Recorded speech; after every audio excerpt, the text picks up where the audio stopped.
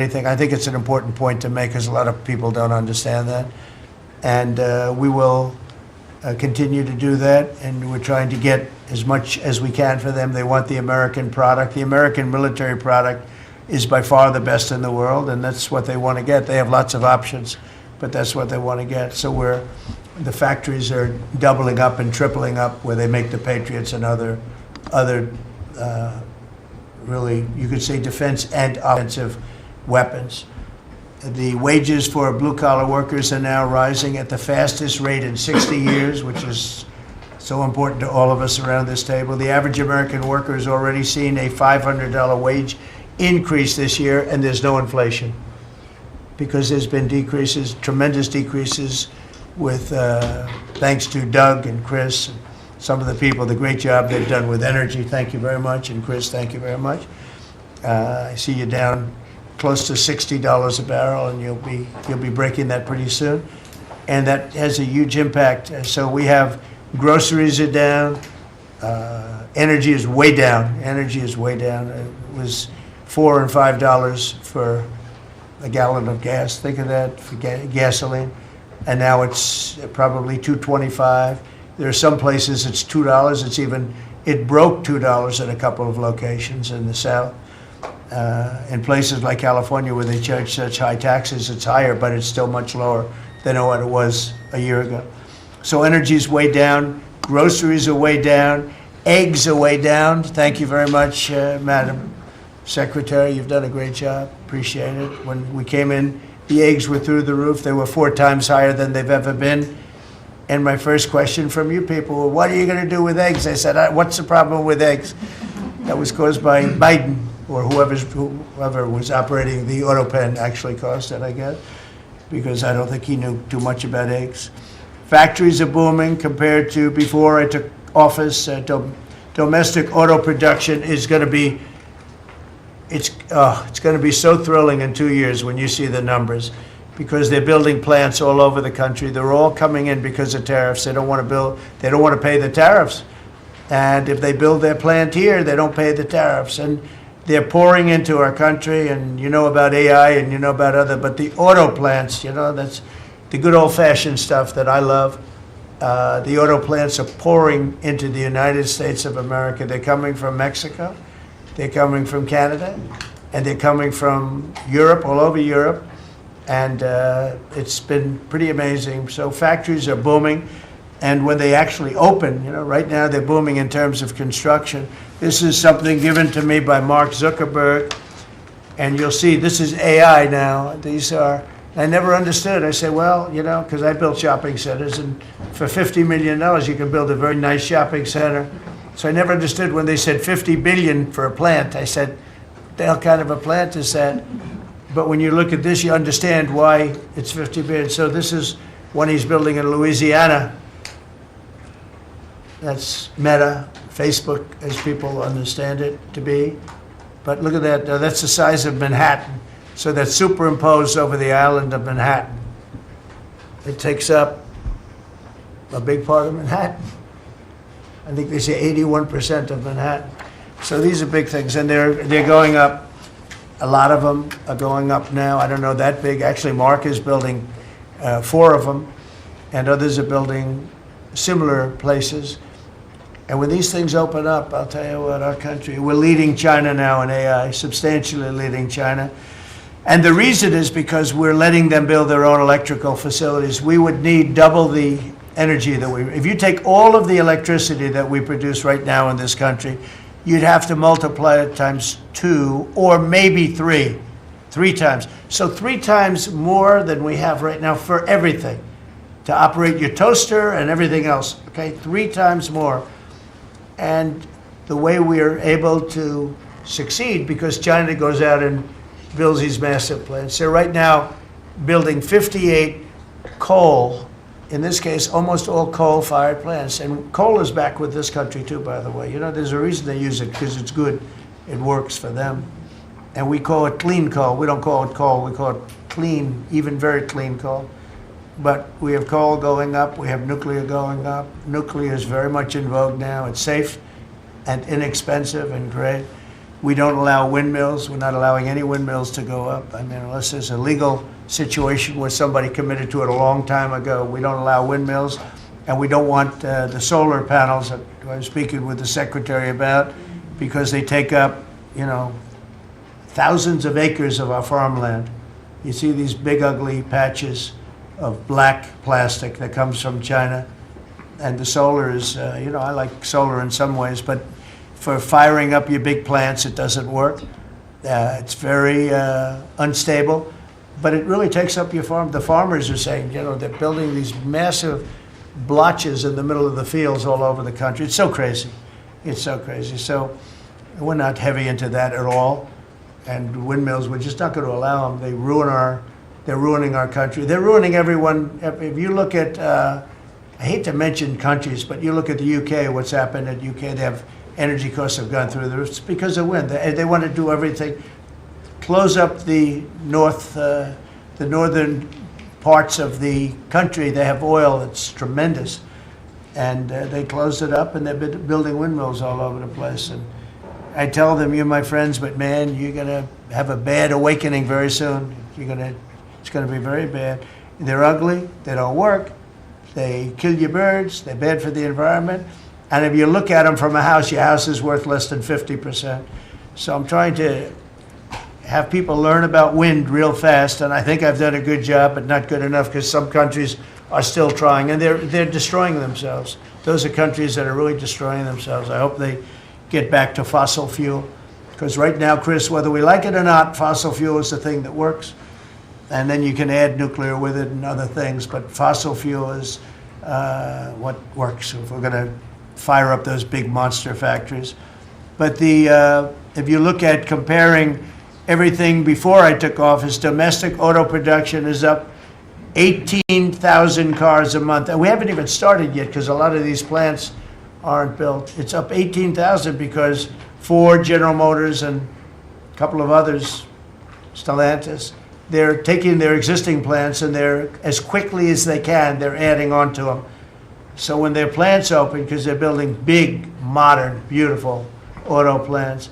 But think of that, we're up 18,000 cars a month, and essentially all they've done is try and utilize their space correctly as their big plants open up. It's going to be, I hope they remember that it was this way. I hope this table gets a lot of the credit for what's happening. It gets all of the credit, because this would have never happened. We were going out of business in every way. We were losing.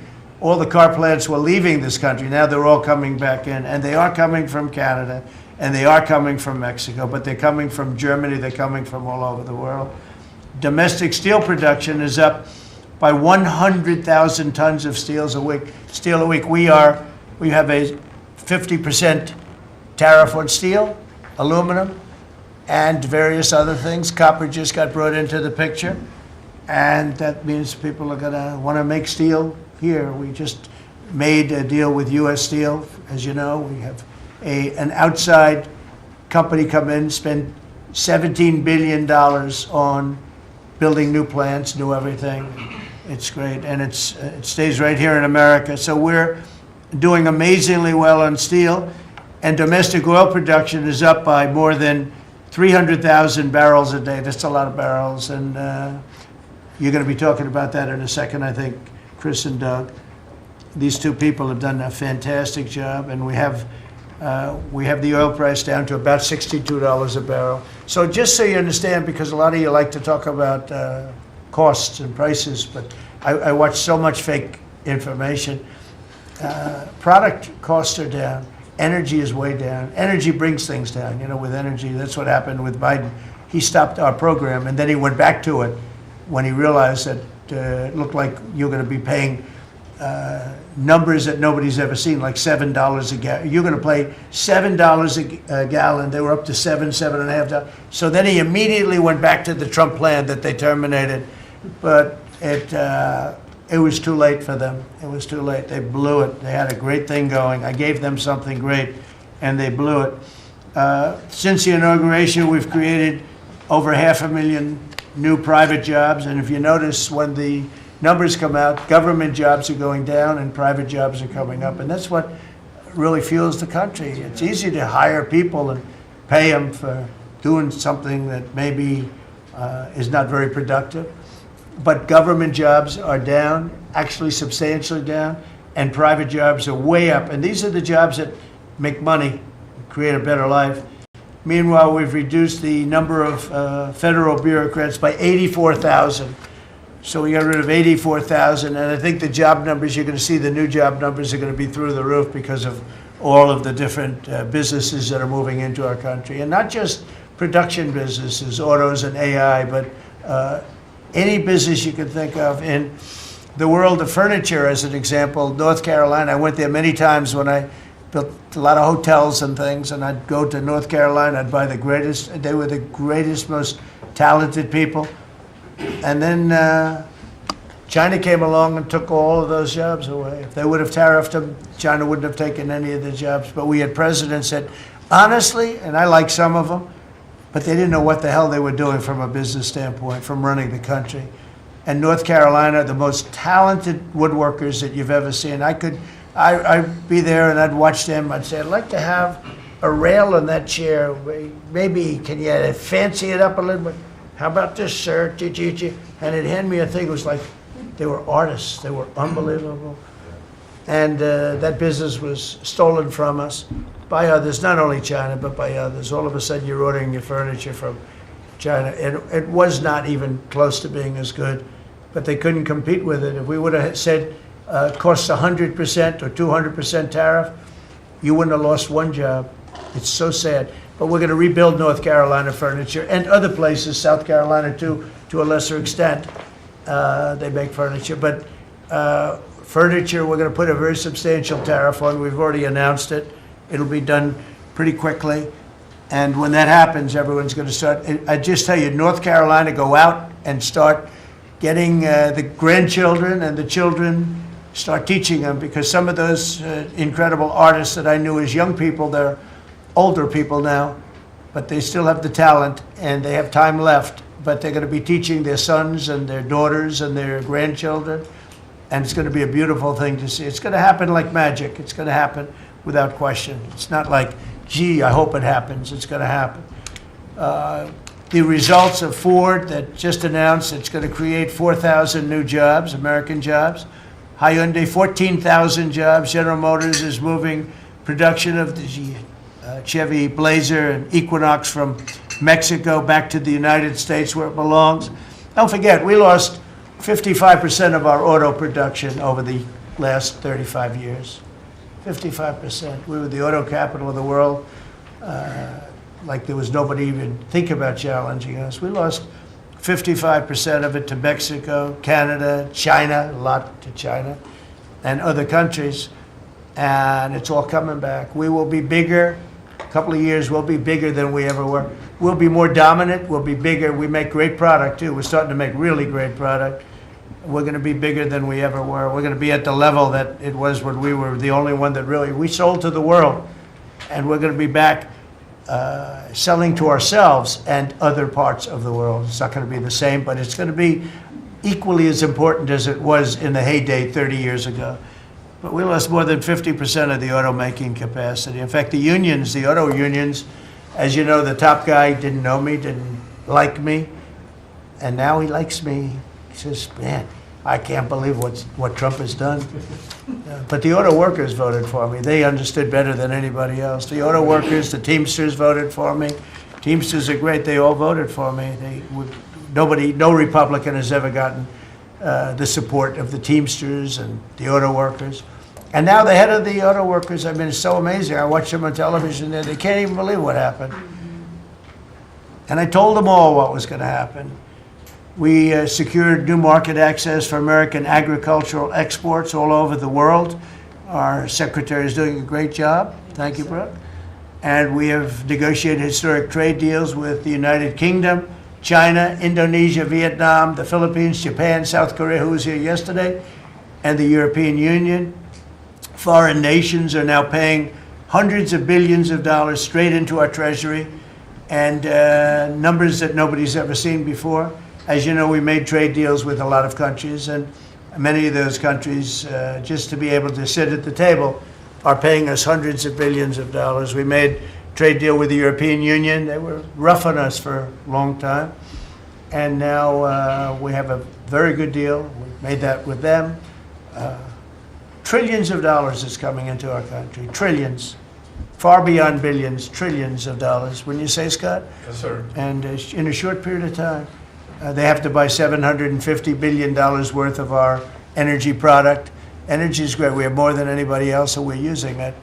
But the European Union is a done deal, and Japan is done. And, I heard there was a problem with South Korea, but we met yesterday, and they're done. We didn't do anything. We just kept the same deal.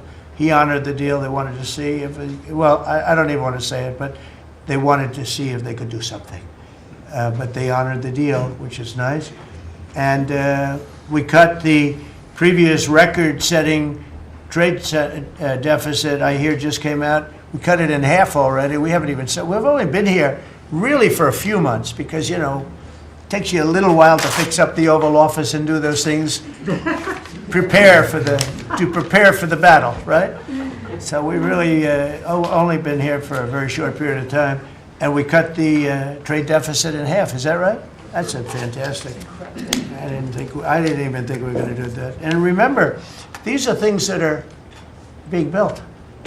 These things, all these numbers up here, they're not open yet. When they open, you're going to see things happen in the United States that nobody's ever seen before, including our country in its heyday. And I had the greatest economy in the history of our country my first 4 years, despite COVID, which was a very unfortunate situation for the whole world. We did a great job with it, never got the credit for the job we did. Operation Warp Speed, people say, is one of the greatest achievements ever in politics or in the military, because it was almost a military procedure. But everybody, including Putin, said that Operation Warp Speed, what you did with that, nobody can believe it.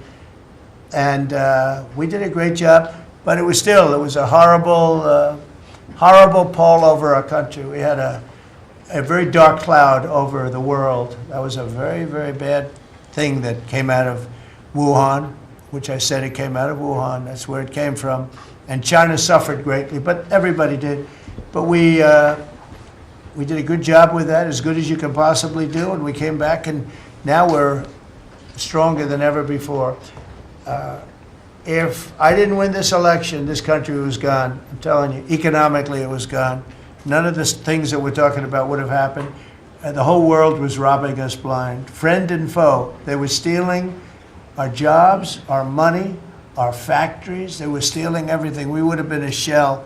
We would have been a bankrupt, broken shell. And that's the way it is, but we're doing just the opposite. Stronger than we've ever been. Last month, in a landmark achievement, I also proudly signed the largest working class tax cuts in American history. So the bill that, I'm not going to use the term great, big, beautiful, that was good for getting it approved, but it's not good for explaining to people what it's all about. It's a massive tax cut for the middle class. It's a massive tax cut for jobs. And it's, think of it, no tax on tips, no tax on Social Security. So seniors, I don't know how you can vote for anybody else. And, just think of that, and no tax on overtime. So you work overtime, you don't have to pay tax on overtime. That's good. The Democrats don't know what they're going to do. So they have, like, this soundbite. They have all these sound bites. They send it out. I don't know. Some guy sends out a word, and everybody uses it, including the fake news. Some of you are here right now. I'm looking at you. And it's death. They use the word death. No, it's actually life. It's almost like a newborn life. It's not death. That's their soundbite. The bill is death. It's not. We strengthen Social Security. We strengthen Medicare, Medicaid. The job we've done on Social Security is, if the Democrats got in, Social Security is over because the country's going to fail. There won't be any Social Security. And I made that pledge to you. We're going to take care of Social Security, Medicare, Medicaid, and we're doing that in spades because the country is becoming so successful again. And it hasn't been this successful. I think in the end, it will never have been this successful. I don't think it'll even be close with what's happening. Every American is seeing a tax cut as a result of the bill. The average police officer will keep an extra $1,000 a year, at least in overtime, and the average waiter or waitress will keep nearly $2,000 extra in the fact that they would have had to pay that kind of money on tips. And I never realized that the government was so strong on that. But waitresses, waiters would tell me that the government would go after them. Like, it was horrible. That's how it all started with me. It just was incredible. And the biggest thing was, again, the $4 trillion that they found. I said, well, that was nice. They should have announced it. I could have told them that. And I don't know. It should be simple. But a lot of people didn't understand it. Actually, a lot of good people didn't understand it. But now they're saying, you know, Trump was right. They'd never seen anything like this. And I don't know what it is, Scott. They didn't understand what we were trying to explain to them was going to happen. Everybody's moving back to the United States because they don't want to pay a tax. If they're not here, they have to pay a tax. And it didn't seem that complicated, but it's working at a level that nobody can imagine. You know, this is working $4 trillion, but that's a big number. It's a number that nobody ever heard of before. But $4 trillion is exciting. But that's nothing compared to what's happening, because these places haven't even opened yet. Some of them haven't even started hiring yet. They're under construction. So it's construction jobs, but it's not the big number, and the big numbers, when they open, they're going to be very successful. It's a revolution. We're also working on things to ensure that the awesome power of artificial intelligence is used to benefit all Americans, including American workers and also American children. In that spirit, our wonderful First Lady has just announced a presidential AI challenge. It's going to be a very good challenge, I can tell you.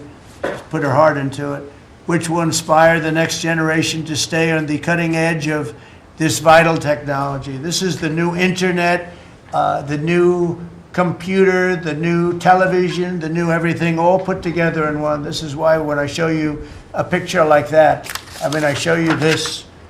This is a factory superimposed over the island of Manhattan, and you have many of them being built right now all over the country, or soon to start. Some of them have started. This one has actually started. That's in the great state of Louisiana. But the First Lady is working very hard on this, and it's an important initiative. And Melania, when she puts her mind to it, nobody can do better. There's nobody. So every young person should go to ai.gov to learn more, ai.gov to learn more. And you'll see it's a great challenge. I think it's going to be a very modern kind of a challenge that involves AI, which is very exciting to people. So I want to thank her, raise a lot of money for children. We're putting America first, and we're going to be putting the American worker first. And, you know, the Republican Party has picked up 4 million new people, 4 million. The Democrats have lost 2.5 million. Other than that, they're extremely happy. No, they're very depressed. They're very depressed.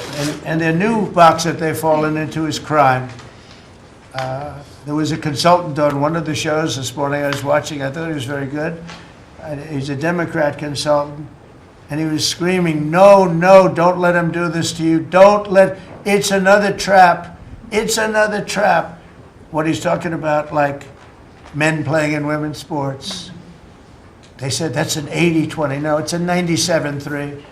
It's 97-3. Like transgender for everybody.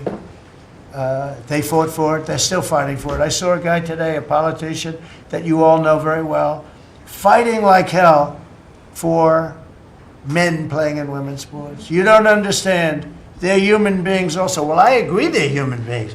But you can't have a 7-foot guy playing basketball with the women. You know, it's just one of those little problems in life.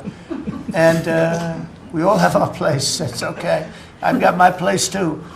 But this guy's screaming, it's another trap. And this is the worst of all. He said, because this is crime. Trump is saying he's against crime and they're for crime. No, he's going, it was funny. No, it's a trap. Don't do it. And then I saw this poor, stupid Chuck Schumer, the guy. He looks like he's aged 100 years. And I don't like getting into looks. You know, looks don't mean anything, right? When you're in politics, looks don't matter. I look at Pam, I would never say she's beautiful because that'd be the end of my political career. Laurie, secretary. But I will tell you, this is the best of all. And they're going to fight me. Like this slob of a governor you have in Illinois. This poor guy got thrown out of his business by his family. I know the family. I was partners with the family. Nice family. I like the family, but he was no good. They threw him out. He's governor of Illinois. And he goes about Trump, we don't need his help. Chicago is the worst. These places are really bad. Crime in D.C. was the worst it ever was. You know, they make up stories. Crime in D.C. was the worst ever in history. And now, over the last 13 days, we've worked so hard. And we've taken so many, there are many left, but we've taken so many criminals, over 1,000. I watched a man from Maryland who said to me, I mean, sir, you're the greatest president. You're doing an unbelievable job. What a great job. Governor Moore, has anyone heard of him? Mm-hmm. He's another hopeful for president. I don't think so. But I met him, and I didn't realize it was on camera. Did you see they caught him on camera? I was at a game, I don't know, like the Army-Navy game or something.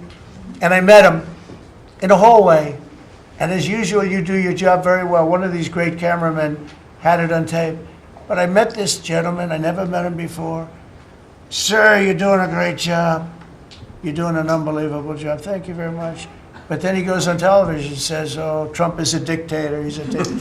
And a lot of people have been, so the line is that I'm a dictator, but I stop crime. So a lot of people say, you know, if that's the case, I'd rather have a dictator. But I'm not a dictator. I just know how to stop crime. And you would think that Illinois, where they have such a problem with crime, such a bad governor, he should be calling me and he should be saying, could you send over the troops, please? It's out of control. It's out of control. In New York, it's out of control. Not as bad as Illinois, by the way. Not even close. In California, you would have not had the Olympics had I not sent in the troops. We sent in the National Guard. They did a fantastic job. We have the Olympics. We have the World Cup coming. I got them in my first term, and I was really sad because I said, oh, boy, I got them, and I won't be president. And little things happen. Thank you, God. Thank you. Little things happen. Think of it. You could ask Johnny. Johnny would tell you, he's the head of World Cup. He's a great guy, too, great commissioner. But he's the head of the World Cup. He said, Trump is the only reason we're doing this.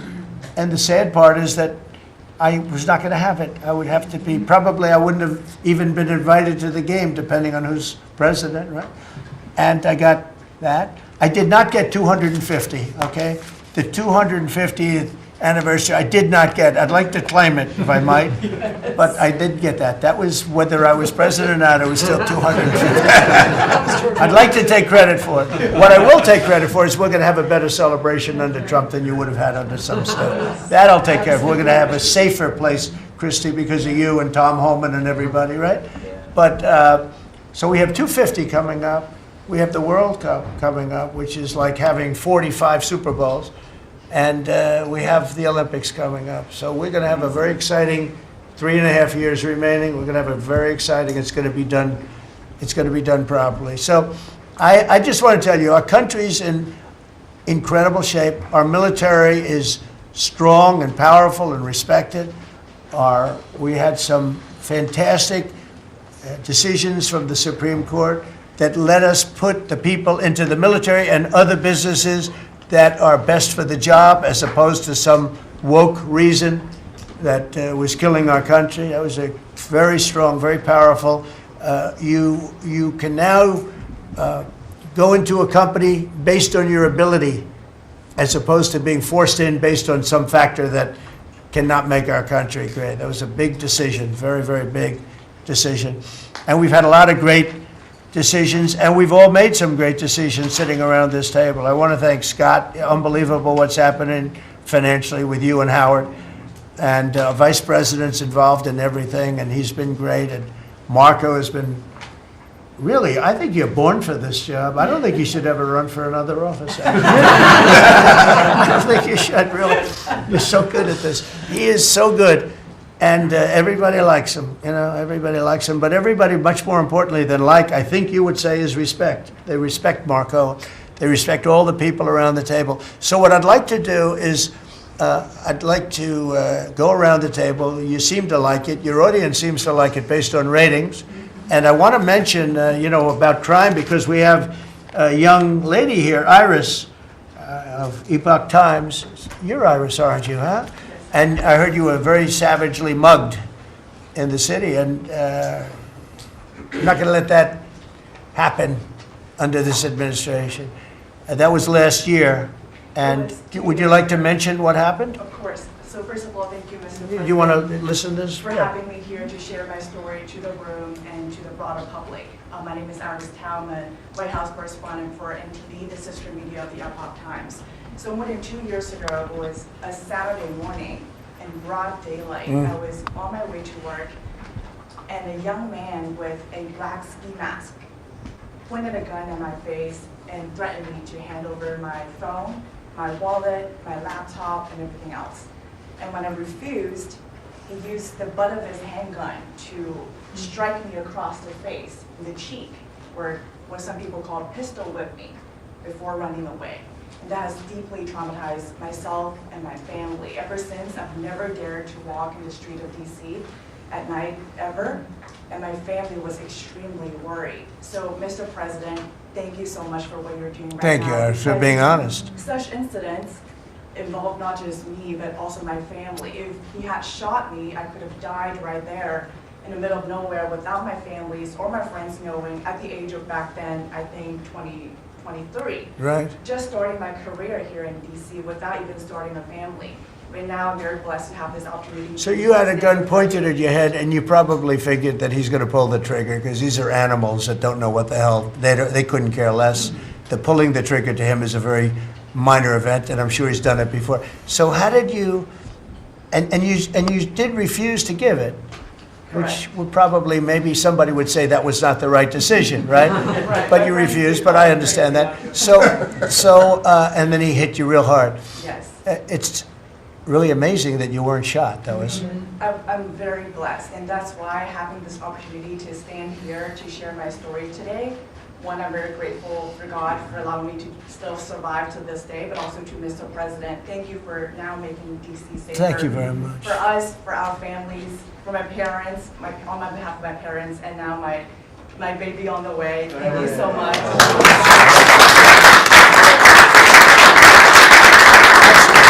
And there are other reporters and journalists, good people, and you don't have to say it, but that have also been attacked violently. And not violently, too, but pretty badly. But, and I bet you see a big difference in the streets right now. And this is only 12 days, but people are telling me they're going out to dinner now. They haven't, I told my friend, but I have a lot of friends that are going out to dinner all the time now in DC, and they weren't doing it 12 days ago. They would never even think. One of my friends went out 5 times. It was 4 times the last time I told. Now it's 5 times. He said, I love going out to dinner, and restaurants are starting to open again. A lot of them closed because, nobody wanted to go into a restaurant. Nobody wanted to get to a restaurant or even sit in the restaurant. But you see a big difference now, don't you? I do. I do pass by Union Station every day on my way home, and I do feel a lot safer seeing the trucks right outside, seeing the National Guard troops members right outside. It does make me feel like I'm hopeful about DC again, and one day hopefully we can raise our family here. Thank you very much. That's nice. And those are tough troops, too. Those are not politically correct troops. We don't have politically correct anymore. We have tough guys, tough people, including some tough women. But we have tough people, and when you look at them, I tell you, they showed one scene where a bunch of Tren de Aragua guys, or whatever, maybe MS-13, maybe MSDNC, okay? Because to me, they're worse. I think they're worse. MSNBC maybe is worse than Tren de Aragua. Real scum, real dishonest people. But anyway, they went into this gang, I think it was Tren de Aragua, Venezuela, and They weren't nice to this group of people. The gang was calling them sir. Yes, sir. Yes, sir. Get out of here. Get the hell out of here. You're no good. Get out of here. And yes, sir. Yes, sir. Yes. These are people that beat up people all day long. And they're calling these soldiers, that's what they are. They're real soldiers. There's no games. I said, you don't have to be politically correct. And you know the way they used to spit in the face of the soldiers, with the soldiers standing like this, and you'd have some guy or some woman sometimes screaming at them from 1 inch away. They're standing there, and they're told you cannot do anything, and they start spitting, actually spitting in their face. And I said, you spit, we hit. And they're totally authorized to do that, all of those things. But your story is great, and there are other stories here, but they don't have to tell them. But some people are ashamed to tell them. They don't want to tell them. But it was like a jungle, and it's not a jungle anymore. And it's going to get so good that this will be the safest capital there is. It'll be one of the safest places in our nation, anywhere. And right now it's one of the most unsafe places, but not now. 12 days ago, it was the most unsafe place in our nation. And they have to stop issuing false crime numbers because, I heard the mayor, and I like the mayor, fine. I don't care if I like her or not. If she did her job, I wish she were a horrible person who did her job. But she's probably nice, I guess. I don't care. I want her to do a job. But they issue false numbers. She said, crime is down, before we got, now they can say crime is down. Crime is very much down. But what they did is they issued numbers. It's the best in 30 years. Not the best. It's the worst. It's the worst. It's much worse. And they gave phony numbers. And then they fired the man who didn't want to write the phony numbers. He got fired. And I guess that whole situation's under investigation because it's a very important thing, Pam. I mean, if they're going to give these phony numbers, it's a false feeling that you get crime. You have to do something about it. You can't go around saying, "Oh, Washington D.C. safe," if it's not. It's going to be very safe very soon. It's very safe right now. You're going to go out, have dinner. People are going out all over the place. They're walking. I have people that work in government, strong, tough cookies. They can take care of themselves. But it doesn't help to have big, strong muscles. And I work out. If a guy's over there with a gun shooting you in your face, you can be the strongest guy in the world. Guy has a gun, shoots you in the face. It doesn't matter how much you've worked out, how many weights you've lifted, how hard you work. And so we have the toughest guys and we have the best guys. And I'm willing to go to Chicago, which is a big trouble, but we have a governor that refuses to admit he has problems, huge problems. Baltimore, Wes Moore was telling me I want to walk with the president. Well, I said, I want to walk with you too someday, but first you got to clean up your crime because I'm not walking in Baltimore right now. Baltimore is a hellhole. And this guy, I don't even think he knows it. He's another candidate for president. Between him and Newsom, you got some real beauties, I'll tell you. But if we didn't go into Los Angeles, you wouldn't have the Olympics. In my opinion, you wouldn't have the Olympics. We went in, and the sheriff, the boss, said, thank God they're here. You could see his tape. He said, we were not able to control what was happening. That was the sheriff. And he said it loud and clear. And they're suing us for going in and cleaning up crime. And yet their own sheriff said, on the first or second night, he said, we could have never handled. That was going to be, you were not going to have the Olympics or the World Cup, because that would be, there wouldn't be anything left. They shouldn't have lost 25,000 houses. The water was turned off from the Pacific Northwest. And I was after them in my first administration, turn on the water, turn it on. Nobody could have believed this could have happened. But they had no water in the fire hydrants. They had no water in the sprinkler systems that people put up in their ceilings. There was no water. And yet we have tremendous amounts of water. They send it all into the Pacific Ocean, trying to protect a certain little fish. It's not doing well because it doesn't do well without water either. And it shouldn't be protected because it shouldn't be a protected species, but I think that's actually just an excuse. I actually think these people are sick. There's something wrong. So we send hundreds of millions of gallons of water a day into the Pacific Ocean. They turn a valve, and the valve heads out, and we turned the valve back. I actually had to do it using force. We turned the valve back, and now they have water, but not as much as they should have, because they should, and I'm telling Gavin Newsom by this conversation right now, turn the rest of the water on. Turn it on. So things are done that are so sad in this country. Lack of common sense. I like to say the Republican Party is the party with common sense. We're smart, we're sharp, we're this to that. They're smart, but they're radical left people. And they can't help it. They're very smart, but they're radical left, and they're destroying our country, but they're not going to destroy it anymore. So we picked up millions of people in the Republican Party. They lost millions of people, and I think we're going to do very well in the midterms. And I just want to say one other thing, and that's medicine.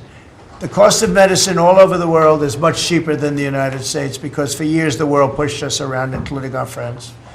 And you go to Germany, you go to England, you go to different places, and you go to a store, and it's sometimes 10% of what we pay in the United States, because they said, nope, we're not paying any more. You charge the United States. This went on for 25, 30 years. And I invoked favored nations. I said, I want to pay the same as they're paying. And Bobby Kennedy is doing a good job, and Dr. Oz is doing a good job. And I asked them, I mean, other than the basics that they're doing on autism and other things, which we got to solve that problem because it's crazy what's happening, it's out of hand. But this is the most important thing that can be done, is favored nations, Bobby. And we're not talking about a 25% cut or 50. We're talking about a 1,500% cut, because people go to Europe to buy drugs, and they come back with drugs, prescription drugs, normal, not, I don't mean the bad drugs, I mean prescription drugs, because you can buy them for 10%, 15%, 20% of what.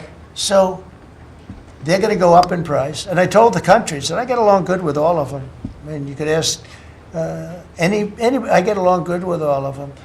But I said, you know, I told them, I said, you're going to go up a little bit because it's the world.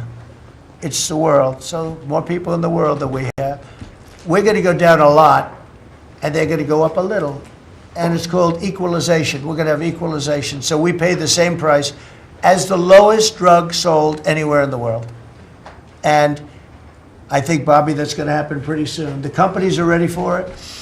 They had to go for years. I was with a very great gentleman from Eli Lilly. I think he's an incredible executive. I mean, I'll mention the company, and I'll mention him, because we had this argument my first term, and then we had it in my second term. In my second term, I wouldn't stop until I won the point, and he threw up his hands. He says, you're right, I can no longer defend it. I can no longer defend that a pill that's made by Johnson & Johnson in a factory, in the same factory, in the United States versus a place in Europe or other places, including Canada, by the way, you could buy it for 10% or 15% or 20%, the cost of what we're paying. Well, we'd pay 5, 6, 7 times more money. He said, it's the hardest part of my job, defending that. I'm not going to do it anymore. I'm saying that we have to get down to business. And that's a great company. He's done a great job, and I appreciated it.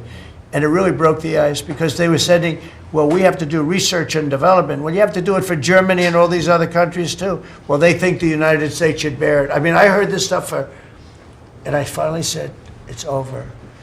Now, you have to have somebody that can get these countries to do it. I told them, if you don't do it, we're going to charge you a 25% tariff on everything you send into our country. That's much more money than what we're talking about. Then we have to get the drug companies to do it, and they'll do it because we have tremendous power over the drug companies too. So we're going to get it done. I just hope we get it done fast, Bobby, because this thing should go fast. But we're going to get, the cost of medicine is going to be 1,000%. Think of that. Not 2%. And I'll just tell this last story. When I was in my first term, in my last year, I was so proud of myself, because drug prices went down for the first time in 28 years under my administration. You know how much it went down? 1/4 of 1%. And I was so proud of that. And I held a news conference, I think you'll be able to find it, congratulating myself and my administration because for the first time in 28 years, drug prices went down 0.25%. That little tiny, but it still went down. And I thought it was great. And then I realized, it's a very complicated business and formula. You got to be very smart. I said, we're really getting ripped off by the whole world. The whole world is ripping us off. And what happened is I got on this kick and I got the drug companies to agree and I got countries to agree. And they're not agreeing because they think I'm a nice person. They're agreeing because I will put charges and costs and tariffs onto them that will be many times more than what they're going to be paying. So the companies are there and the countries are there. And we got to get it done, Bobby. We got to get it done. And we're going to have the biggest price of it. Now, that's going to lower Social Security, Medicare. This is going to lower everything because drugs go for everything. It's going to have the biggest impact, I think, of anything that can possibly be done. But your costs are going to be going down for medicine, for prescription drugs, will be going down at levels that nobody ever thought possible. And that's going to happen in a matter of a very short period of time. Very short. And we're all set with the countries, and we're all set with the companies. That's all you need, the two. And the middleman gets cut out. Under this scenario, the middleman doesn't exist anymore. That was the other thing. They always blamed the middleman. I said, who are the middlemen? Nobody knew who the middleman was. That's right. They had the most complex formula. It was genius, but they didn't get away with it. So I'm counting on Bobby. Do you want to start, Bobby? Maybe we'll start with you. You can start with that and then go on to what we're talking about. We are deep into MFN negotiations, most favored nation status negotiations with 14 companies. Howard Lutnick is a breath of fresh air, and I think he's going to help us get across the finish line with the leverage that we have from tariffs. They're smart. Don't let them get away with it, Howard. Well, the combination of Bobby's MFN and the 232 pharmaceuticals, which we launched together, Right. when you put those two together, it really gives Bobby the tools to go execute your plan. So I'm supporting Bobby as he executes his plan. Good. Right? Yes. And this cabinet meeting is supposed to be about working Americans and bringing jobs back to this country, and particularly rural America. And I want to mention the big, beautiful bill. Right now, we spend 7% of Medicaid dollars on rural hospitals. So they're getting the short end of the stick. It's about $19 billion a year. Under the Rural Transformation Program, we give them an extra $10 billion a year. So we're raising an infusion of cash to rural hospitals and rural communities by 50%. It's going to be the biggest That's good. infusion in history, and it's going to restore and revitalize That's so these good. communities. And we can't survive as a nation if we don't honor our rural communities, which are the source of our values, our virtues, our character, our economy, our food.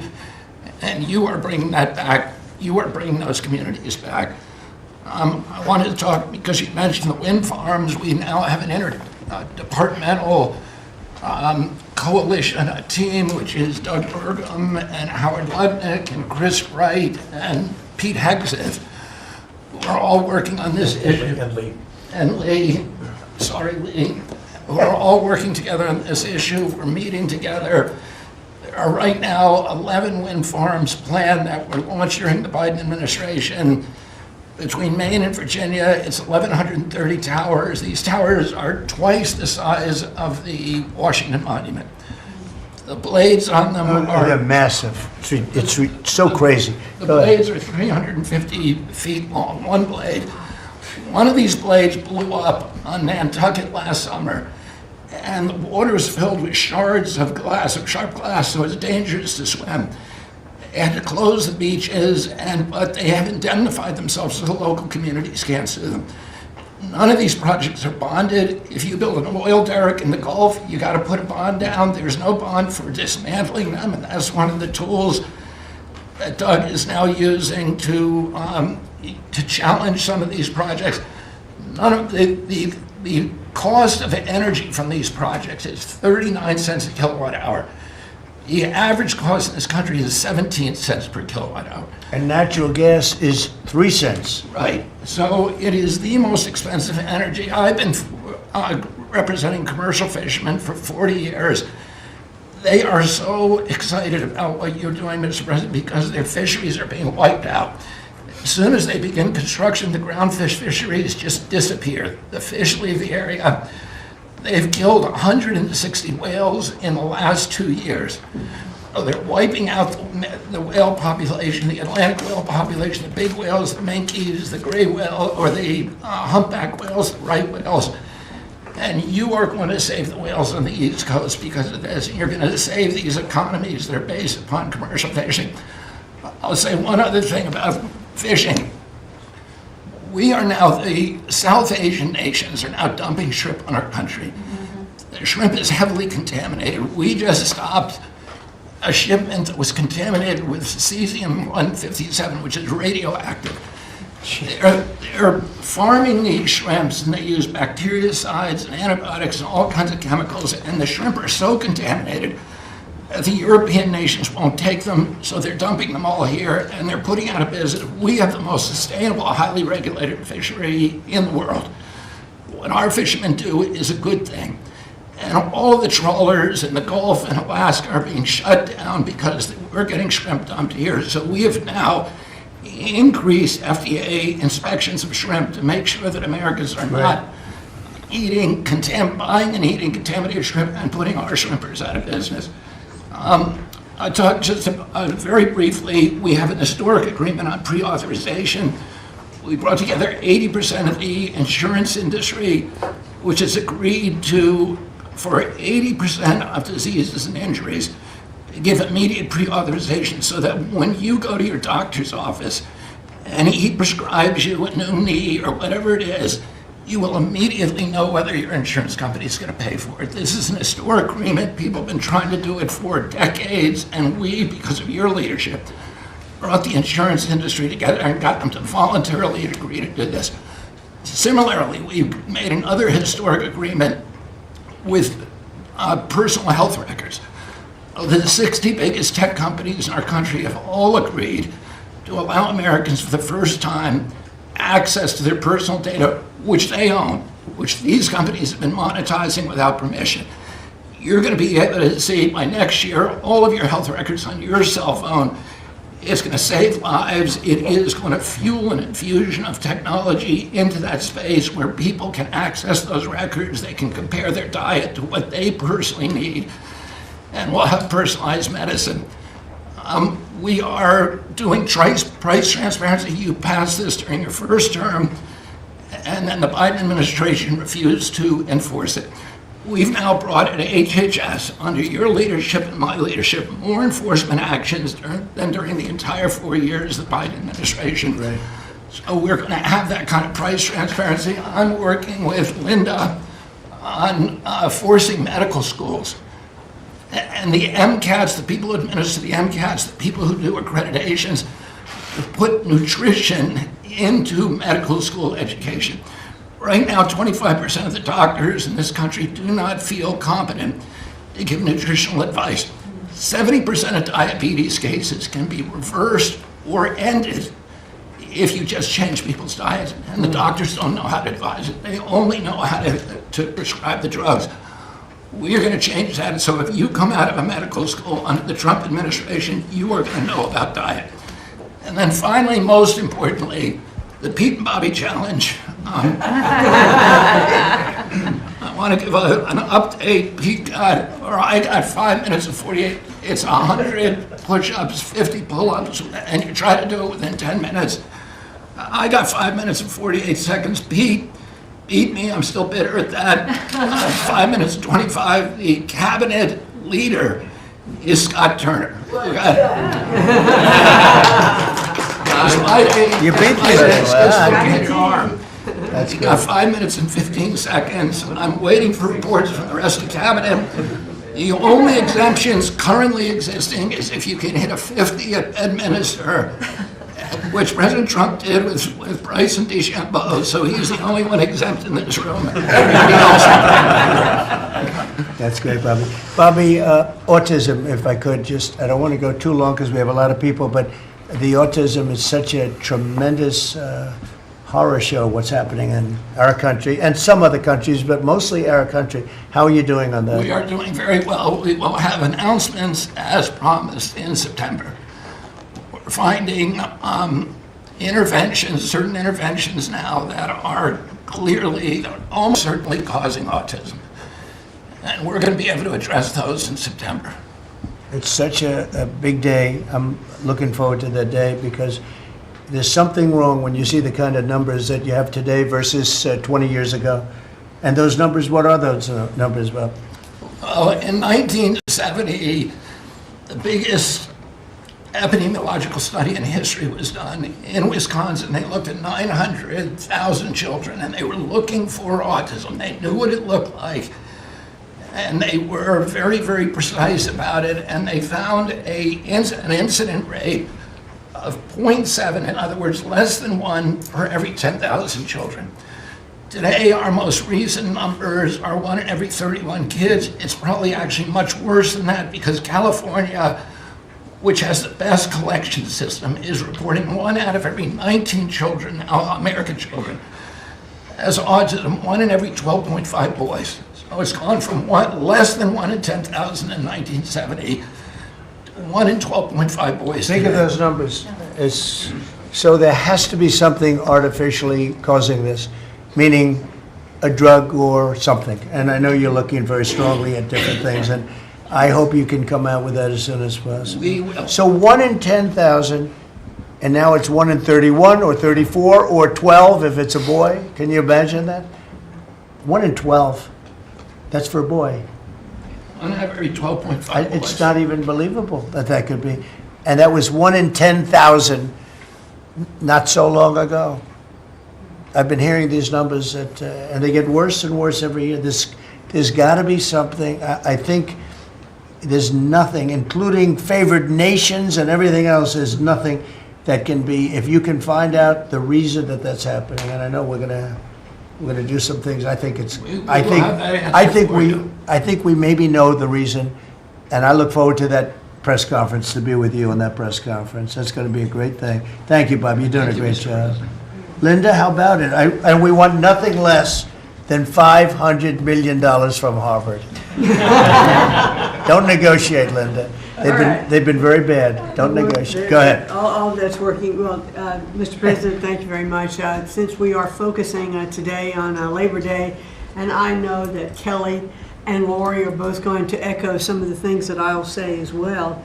We are really focusing, on our workforce. But what I'm finding with great joy around the country is that states really are being innovative and working more with middle schools and with high schools to make sure that we are having hands-on learning. There are pathways to jobs that are happening now. And if we see more and more of our community colleges working with our middle schools and our high schools so that high school students are graduating not only with a diploma, but a certificate that they have worked with, perhaps with a Toyota or another company that is coming in, public-private partnerships.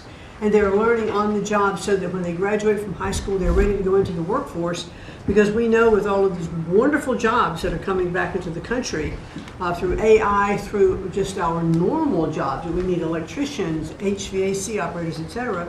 If we don't have this training, we're not going to have the workforce we need for all these wonderful jobs. So governors are really excited about this prospect.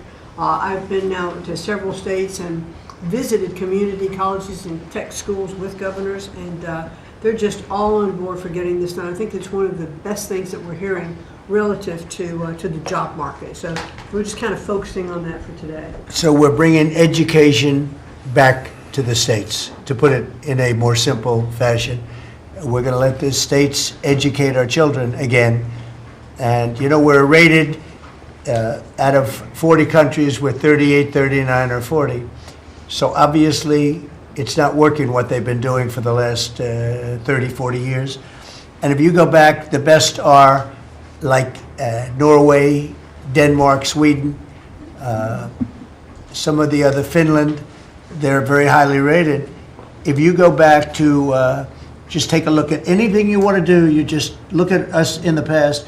If we gave Iowa or gave Indiana or gave, and I don't say every one of them, you know, a guy like Gavin Newsom's not going to do well. Certain states won't do well. But even California, you cut it up into sections. You have Riverside, you have this, you have that. You cut it into 5 sections. And, you know, if you had a good governor, you'd be able to do well. But certain states will be able to compete with Denmark, Norway, Sweden, and everyone. It'll be just as good. So I figure you have close to 40 of those states. And then you'll have 10, you'll have 5 that won't be very good. You have 5 disasters, and we'll have to work on those disasters. But for the most part, we will have education that will go zooming up in those charts, just like we have in everything else we've done. And I think it's one of the most important things we're doing at this table. So bringing education back to the states where you have the parents running it, where you have the school boards, they're local. We have people running from Washington that have never even been to the state that they're in charge of. They've never even been there, and I don't think they care about it. So we want to close up the Washington buildings, sell the buildings off, let somebody else get rich with the real estate, because it'll be a crime-free city. By the way, speaking of that, anybody murders something in the Capitol, capital punishment, capital punishment. If somebody kills somebody in the Capitol, Washington, D.C., we're going to be seeking the death penalty. And that's a very strong preventative. And everybody that's heard it agrees with it. I don't know if we're ready for it in this country, but where you have it, it is, we have no choice. So in D.C. and Washington, states are going to have to make their own decision. But if somebody kills somebody, like you could have been killed, very lucky you didn't get killed, it's the death penalty, okay? Fantastic job you're doing. Thank you, Linda. Very much appreciated. How are you doing with the colleges, by the way? You're doing some pretty good work in terms of getting them to treat people fairly.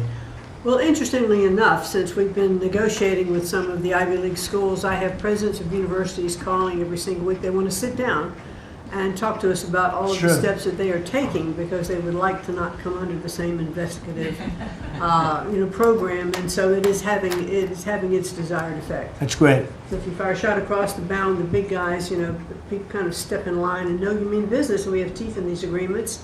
And I'm proud of the work that we're doing there.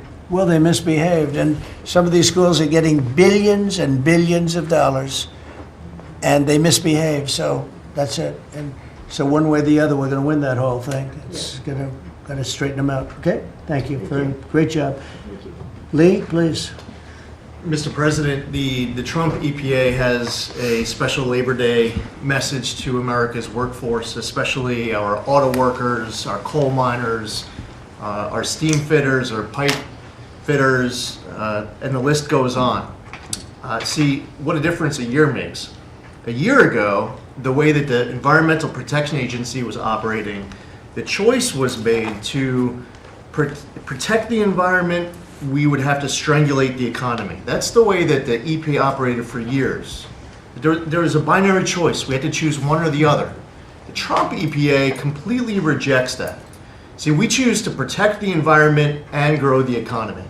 And a very special shout out to Russ Vogt and his team at the Office of Management and Budget. We give him a lot of work. He's happy to do it. Dozens of different deregulatory actions. We just announced a proposed rescission of the 2009 Obama EPA endangerment finding, all of the light, medium, and heavy-duty vehicle regulations that followed. It is the single largest deregulatory action in the history of the United States government. And when you add up the dozens of different actions that we have announced and that we're working through, in one agency in 1 year, we'll do more deregulation than entire federal governments have done across all agencies, across entire presidencies. And what we are accomplishing would not be possible if not for the support of the rest of this team you've assembled around this table. The well-oiled, well-wired machine at the White House, led by Susie Wiles, and the DCOS P, the policy shop, led by Stephen Miller, they have been amazing to work with. I was just in Iowa with Administrator Loeffler, who made an announcement with Secretary Rollins to reverse the deratement on diesel exhaust fluid systems. Mr. President, you said you wanted water flowing faster. Working with the Secretary of Energy, we've done our part to do that, to get gas cans flowing faster, to stop that annoying start-stop feature in vehicles. See, people out there might say, well, why are you focused on all of these little things? If it's little to you, it doesn't mean that it's not a very big deal for millions of other Americans. The charge was clear when you called me in November and you asked me to do this job. Clean air, land, and water for all Americans. Unleash energy dominance. Advance cooperative federalism, permitting reform, make America the AI capital of the world, bring back American auto jobs. What we are accomplishing now, again, wouldn't be possible if not for your leadership. I'm grateful to the American people for electing you and our amazing vice president. I was just in Mexico City announcing and signing on behalf of the Trump administration an agreement with Mexico for a permanent solution for the Tijuana River sewage crisis, which you have been so outspoken and passionate about in our conversations. It would not be possible if not for Secretary Rubio, Deputy Secretary Landau, U.S. Ambassador to Mexico Johnson. The team at the State Department has been incredible.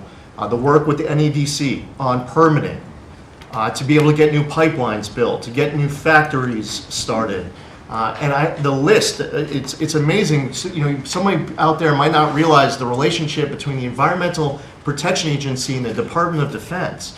The amount of work with Secretary Hegseth and the Army Corps, from responding to the LA wildfires, to getting more water flowing in California, which is also something that Secretary Burgum is involved with, to helping the farmers, the ranchers and landowners to revise the waters of the United States definition so they don't have to go hire an attorney or consultant to tell them whether or not a water on their property is subject to federal regulation. Thank you for putting this entire team together. It's an honor to be at the Trump EPA, where we choose to both protect the environment and grow the economy. It's a very happy Labor Day for America's workforce. And Lee, in Los Angeles, if you could, because of the fires, Lee was there, and as you know, we have very strict federal rules having to do with the rebuilding of those houses. And Lee was able to get the approvals done for everybody immediately. It was so fast, nobody could believe it. And the mayor and the governor still haven't gotten their approvals. And they're going to have riots out there for that reason. These are great homeowners. They want to build a house. They can't get approved because you have the mayor, Bass, who has no idea what she's doing, and you have a governor who is just such a bad governor, and the people are unable to build a house. The toughest permit to get was the federal permit by far, and yet he got them all in a short period of time after the fire. How long did it take? Well, Mr. President, you came in, signed an executive order, and told the EPA that we had less than 30 days to complete our hazardous material removal, which the initial response, once all of our heart rates went down a bit, was just to figure out how to get it done. We got it done in just less than 30 days. The Army Corps of Engineers then comes in for the debris removal. The federal government, in clearing over 13,000 properties that were destroyed because of these wildfires. We've got to the point today where property owners all across Los Angeles, they're grateful to the Trump administration.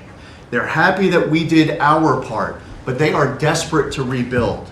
And there is not a single green light approval that they are waiting for from the Environmental Protection Agency. The EPA and the Army Corps of Engineers proudly have done our work. It's important for those local officials to let these property owners build on their land. It's their property. It doesn't belong to the mayor of Los Angeles. And they need to represent their people better. They're ready to build. When will they have their permits from Los Angeles? Well, here's the problem, Mr. President, is that they have been ready since the moment we were done with the federal part. I mean, well, I was visiting a week after. Actually, I thought my first trip was going to be to Los Angeles. However, the moment I got confirmed, The vice president said, "You're going to East Palestine right away." So that actually ended up being the first visit because the vice president's so passionate about that from the great state of Ohio. Then we went to Los Angeles from there. We're talking about the beginning of February, where we were meeting with property owners already. They were already all set up. They had the contractors. It was the beginning of February, and they were waiting for green lights from Los Angeles to be able to go onto their property and start rebuilding. Some of the same people who were waiting for a green light ready with the contractors at the beginning of February are still waiting now in the middle of August. Let these Californians rebuild. And they're talking about also taking away some of the properties and building low-income housing on those properties. They're going to have problems like they've never had before. These people don't know what they're doing. So we have all our everything the federal government has to do was done long ago. They should have been. I went to a town hall with Lee, but we were there, and the mayor was saying it would take 2 years, maybe 3 years to get this approved. I said, no, not 2 years, 2 days. They should have it in 2 days. And I toured the site, and I met 100 homeowners, all standing in front of this site a couple of days after the fire, and they were ready to go right then. They wanted to just build right then. And the city won't let them do it. Los Angeles, I don't think it's that they won't. I think they're incompetent, okay, to be honest with you. I think they just don't know how to go about it. It is so badly run by Newsom and by Mayor Bass. Mayor Bass, she was in Africa during the fire. She knew the fire was starting to rage, and she decided to take a trip to Africa. These people they're just bad. You know, you talk about make America great again. They could never make America great again, but we are doing that. Congratulations, you found some interesting things, Tulsi. Sir. She's becoming a bigger and bigger star every day. She found a lot of good things. Go ahead. Thank you, sir. As we approach Labor Day weekend here, this is just such a great opportunity really to recognize your leadership as a true champion for working people. And I know we'll hear, as we go around the table here, how your focus singularly on putting the well-being and interests of the American people first is that common thread that we're seeing in your policies being implemented across your administration. For ODNI, number one, our focus is and must always be making sure that our intelligence community is focused on our mission, keeping the American people safe, secure, and free. We're doing great work on this front. I'll point out our National Counterterrorism Center, led by Director Joe Kent, are working across different agencies with Homeland Security, DEA, FBI, and others to catch terrorists, both those who are trying to come into our country, those who may already be in our country. They are finding the worst of the cartel bosses and making sure that they're not able to continue to wreak havoc and terror in our communities. Secondly, Mr. President, you have charged me with the mission of finding the truth and telling the truth to the American people. And we've exposed some of the worst examples of the weaponization of intelligence in the last several weeks. I will continue down that mission and that path wherever it leads. Transparency, telling the truth is what will drive true accountability for the American people who deserve nothing less. And lastly, Mr. President, all of us are charged with being good stewards of taxpayer dollars. I've gone through a reorganization for ODNI that we've announced in the last week.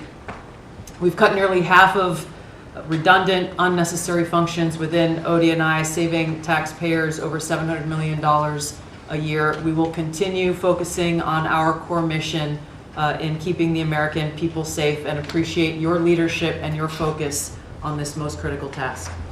And you've also found many bags of information. I think they call them burn bags. They're supposed to be burned, and they didn't get burned, having to do with how corrupt the 2020 election was. And when will that all come out? Mr. President, I will be the first to brief you once we have that information collected. But you're right, we are finding documents literally tucked away in the back of safes in random offices, in these bags and in other areas, which again speaks to the intent of those who are trying to hide the truth from the American people and trying to cover up the politicization that was led by people like John Brennan and James Clapper and others that have caused really immeasurable harm to the American people and to our country. Great job. Thank you. We look forward to hearing it. The public looks forward. Thank you very much. Administrator?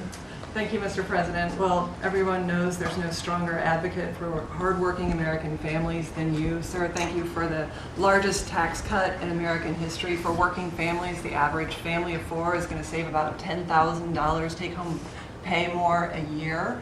And what we're seeing is an increase in the child tax credit, the increase in the standard deduction. Hardworking families are going to benefit from this bill, and small businesses. There's no bigger beneficiary than Main Street, because small business makes up 99% of all businesses in this country. I've traveled to nearly half of our states, 24 unique states. I've made 40 state visits. In fact, I was with our great vice president at a small business manufacturer in Georgia last week. I was with a trucking company in Ohio. I was in Michigan at a motorcycle manufacturer. The return of Made in America is going to be driven by small businesses, because 98% of all of our manufacturers in America are small and medium businesses, 600,000 factories that employ 5 million people. And as Secretary McMahon mentioned, this work-based learning that is going on in professional and trade schools is real. I've visited them from Utah to Maine to Georgia and seen this revolution in education happening. So small businesses need skilled labor. Now that you solve for inflation, for the taxes, every Democrat voted for a $4 trillion tax increase on the backs of hardworking Americans. And so you prevented that. And now we've got fair trade. And thanks to Administrator Zeldin, we're seeing deregulation. I mean, this diesel exhaust fluid crushed farmers and construction and other heavy industry. So rolling that back makes a real difference for small business. And your domestic economic agenda is amplified through small businesses, which is why small business optimism is above its 53-year average, finally. And so Main Street appreciates it. What Main Street wants now is a rate cut. They feel burdened by high interest rates. They would grow, hire, and expand more if they could, but the interest rates are really hurting them. And finally, I want to say thank you for your executive order on debanking. We're about to announce a major investigation on debanking. It happened to you and your family. It happened to me. It happened to thousands and thousands of Americans, and unfortunately, disproportionately on those that had conservative values, on Christians, on pro-life, on 2A businesses. And so we're going to be talking to the banks about that. The SBA operates the largest government business loan program in the federal government. We have a network of 5,000 banks. So we're going to be making sure that that never happens to anyone again. Great job. You're doing a great job. Thank you very much. Christy? Well, Mr. President, first of all, thank you for the opportunity to work for you. And you committed when you ran for president to make America safe again. And today, the average family and individual that lives in this country is safer than they've been in years because of what you've done. We've got 3 months in a row now with 0 illegal aliens coming into this country. And I want to thank Pete and the Department of Defense for all of their help. They're down at the border with us still, helping us keep that border secure and make sure we know who's coming into this country. You've arrested and brought to justice hundreds of thousands of illegal aliens, of criminals that have perpetuated violence against American people. Sir, you've had 1.6 million people voluntarily go home to their home countries that were here in this country illegally. Because of your strong message and you enforcing the law, they decided to go home on their own so that they could come back the right way someday and be American citizens. But what I think is one of the most remarkable statistics is that under Joe Biden's administration, 88% of new jobs went to foreign-born individuals. Under your administration, 2.5 Americans have jobs today that they didn't under the previous administration. And they have those jobs because you created opportunities. You made this country safe, you opened up the economy, you enforced the law. Now people can get up and provide for their families and go to work every day and be confident in that. And the last thing I would say is that it's incredibly important to know that every one of those illegal aliens that has gone home, they were costing us about $8,700 to $9,000 a piece in what they were taking out of our social programs, out of Social Security. You've saved this country billions of dollars, about $15 billion, just in what those illegal aliens were costing us in social programs. I've cut over 450 different contracts at the Department of Homeland Security. We're getting rid of corrupt ones that were not efficient for taxpayers, weren't focused on our mission of keeping us safe. And we've also renegotiated and brought in our biggest vendors that said you have to do better.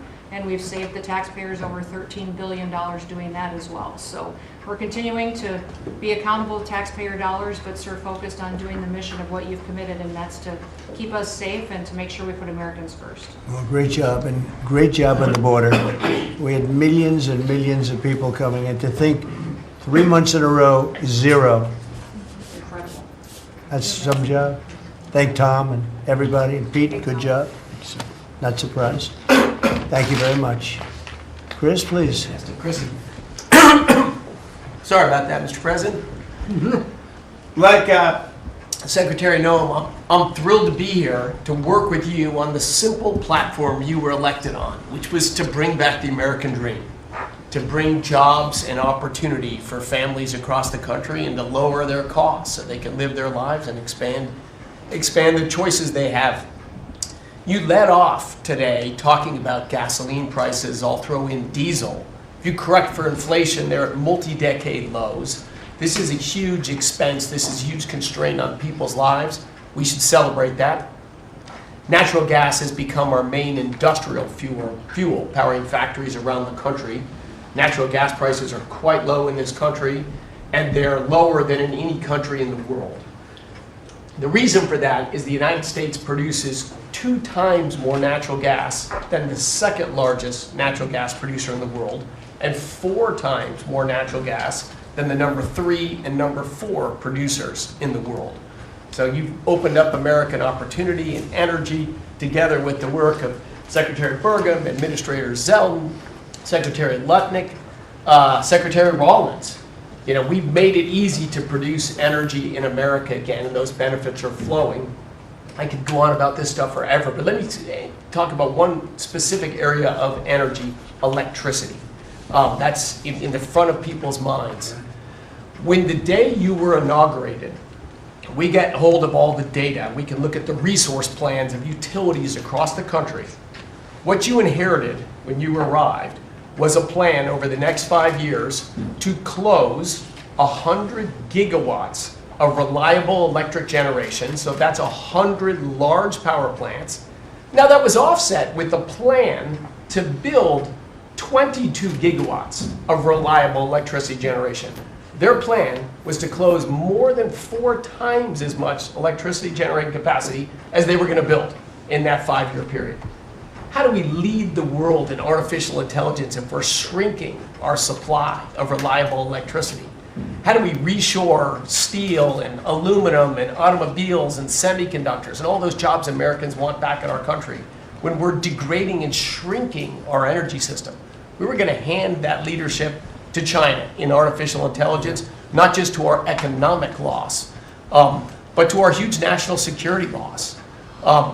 Your team around this table, and almost everyone around this table is involved in it, is just to completely pivot dramatically.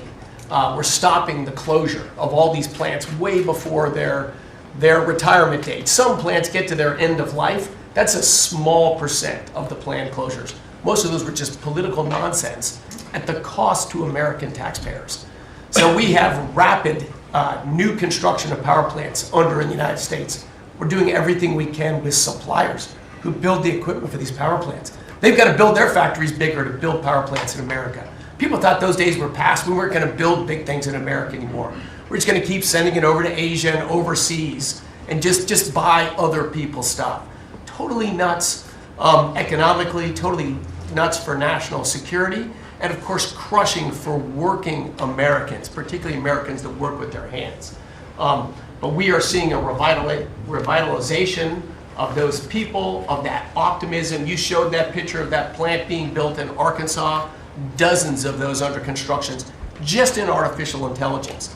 But the reshoring of steel, of aluminum, of plastics, of fertilizer, semiconductors. Like this, America's the land of opportunity. How did we get to become this awesome nation? Because we believed in the American dream and we leaned in on it. But the wealthy in our country and the coastal elites that live away from where stuff's actually made, they just lost their way, and politicians just let them have it. Your tireless campaign and your relentless messaging made people realize the American dream isn't dead. It's just been smothered, and we're unsmothering it and setting it loose. God bless your efforts. God bless your assembly of this team around this table. We're bringing the American dream back. Yeah, thank you, Chris, very much. Great job you're doing. Appreciate it. Lori, please. Mr. President, everybody here who spoke works at the Department of Labor, clearly, which I love. They have all the correct talking points, but I think that's a testament, again, that we are all working together every single day. We talk to each other often, and the workforce, the skilled workforce, the education factor, retirees, it's been so important because they all touch the Department of Labor, and I have the opportunity to work with every single one. If you all haven't stopped by the Department of Labor, Mr. President, I invite you to see your big, beautiful face on a banner in front of the Department of Labor, because you are really the transformational president of the American worker, along with the American flag and President Roosevelt, because we're bringing business and labor together. And I was so honored to unveil that yesterday, and everybody is taking note of that. You also mentioned crime, and I think it's been important for my colleagues to recognize that now American workers can return to work and feel safe. That business owners aren't shutting down their businesses because they're afraid they can't protect their workers, and now it's open for business again, and it's starting right here in our nation's capital. Many things have been mentioned about consumer confidence up, unemployment is holding steady, and more than 2 million net jobs for native-born Americans has been key under your leadership. 84% of the workforce and jobs has been produced by the private sector. I think that was the mission of this administration and the Department of Labor. And I will continue to say for a little bit longer, until I heard you today, the one big beautiful bill, because it equals one big beautiful workforce. And Congress passed this legislation. It probably will be the single most important bill that they did sign, because it is protecting our American workforce by expanding Pell Grants and child care and reduction in taxes, so they can keep more of their hard-earned dollars. I am at the Department of Labor announcing $30 million in grants for our skilled workforce, that I have an MOU with Secretary McMahon. I have an MOU with Administrator Loeffler. That's important to share the data points on how important this is. In June, we awarded nearly $84 million in grants for the capacity of what? Registered apprenticeships, an executive order to have 1 million active apprentices across this nation, where we've already registered 185,000 since in the last few months. One of the other things that we have done is the Biden administration's guidance on cryptocurrency, and thanks to you and your leadership on that, we've rolled that back. And of course, we're going to see the 401k, the investors in our alternative assets. That's been key through the Department of Labor to work through.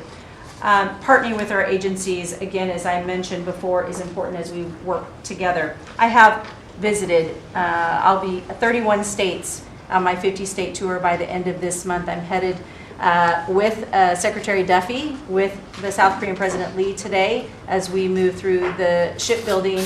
We will do that in Philly, and then I'm off to New England to talk to those states about how important the apprenticeship program is. But while I visited Hegseth in Salt Lake City, 100% domestic carbon fiber for the Department of Defense as they produce. They are announcing another $1 billion investment per your executive order on advanced manufacturing. So it is working. Everything that you have been saying since you were elected and since we all can put into play has been working. Ohio, McDonald's is investing 375,000 new jobs. The shrimpers, I visited as well, and they need our help in protecting that industry for our American fishermen and shrimpers. In Minnesota, I toured Cambria. When we're talking about quartz countertops, all made in America. And again, in Oregon, where we are expecting a crackdown. Thank you for what you are doing with your agents on ICE, and thank you for the prosecution that I hope you will come to Portland, Oregon, and crack down. But while there are still good people, I was able to visit Buckeye Pacific, really a trading floor for the timber industry. So we still want to focus on great, hardworking American businesses. Mr. President, I couldn't be more excited to ring in Labor Day in Erie, Pennsylvania for the Labor Day Parade. I will be there to welcome it. It is an honor to serve this country. It is an honor to serve under your administration as the Labor Secretary, and we will kick off, and Republicans will own Labor Day again, not Democrats. We will own it because we are, and you are the president of the American worker. So thank you for everything that Thank you've you done. very much, Lori. Absolutely. You're doing a fantastic job, and I will tell you that Lori was recommended by the Teamsters. And I said, that doesn't really work, does it? And it turned out to be one of our best choices. So I just want to thank you and Sean, who, as you know, recommended you very strongly. You really turned out to be a gem. Thank you. I was able to talk to the president on the phone the other day. He called and we visited, and he said, but I know that you were, you know, a little bit middle of the road and not so sure. I said, Mr. President, I have been a Republican. He's like, what? Wait, what? Now I like you even more. So, You're doing a I great job. appreciate it. Thank you, Lori. Thank you. Thank you. Pam? President, I'm working with everyone around this table almost daily on legal issues that we're winning on. But today, because it's Labor Day, President Trump, if I could focus on public safety, not only domestic, but from our foreign adversaries. And Secretary McMahon, I know you know, kids are out of school this weekend. It's Labor Day. And Secretary Duffy, you know, our highways are going to be packed with travelers coming to not only our nation's capital, but all over this country. Secretary Duffy, right, on our waterways. It is illegal to be under the influence and on a boat. So get a designated boater if you're out on our waterways, whether it's the Potomac or the Gulf of America or the Pacific. Wherever you're out this weekend, people need to be safe. And on an international level, Secretary Rubio, thank you for all your help on everything we're doing, and everyone around this room.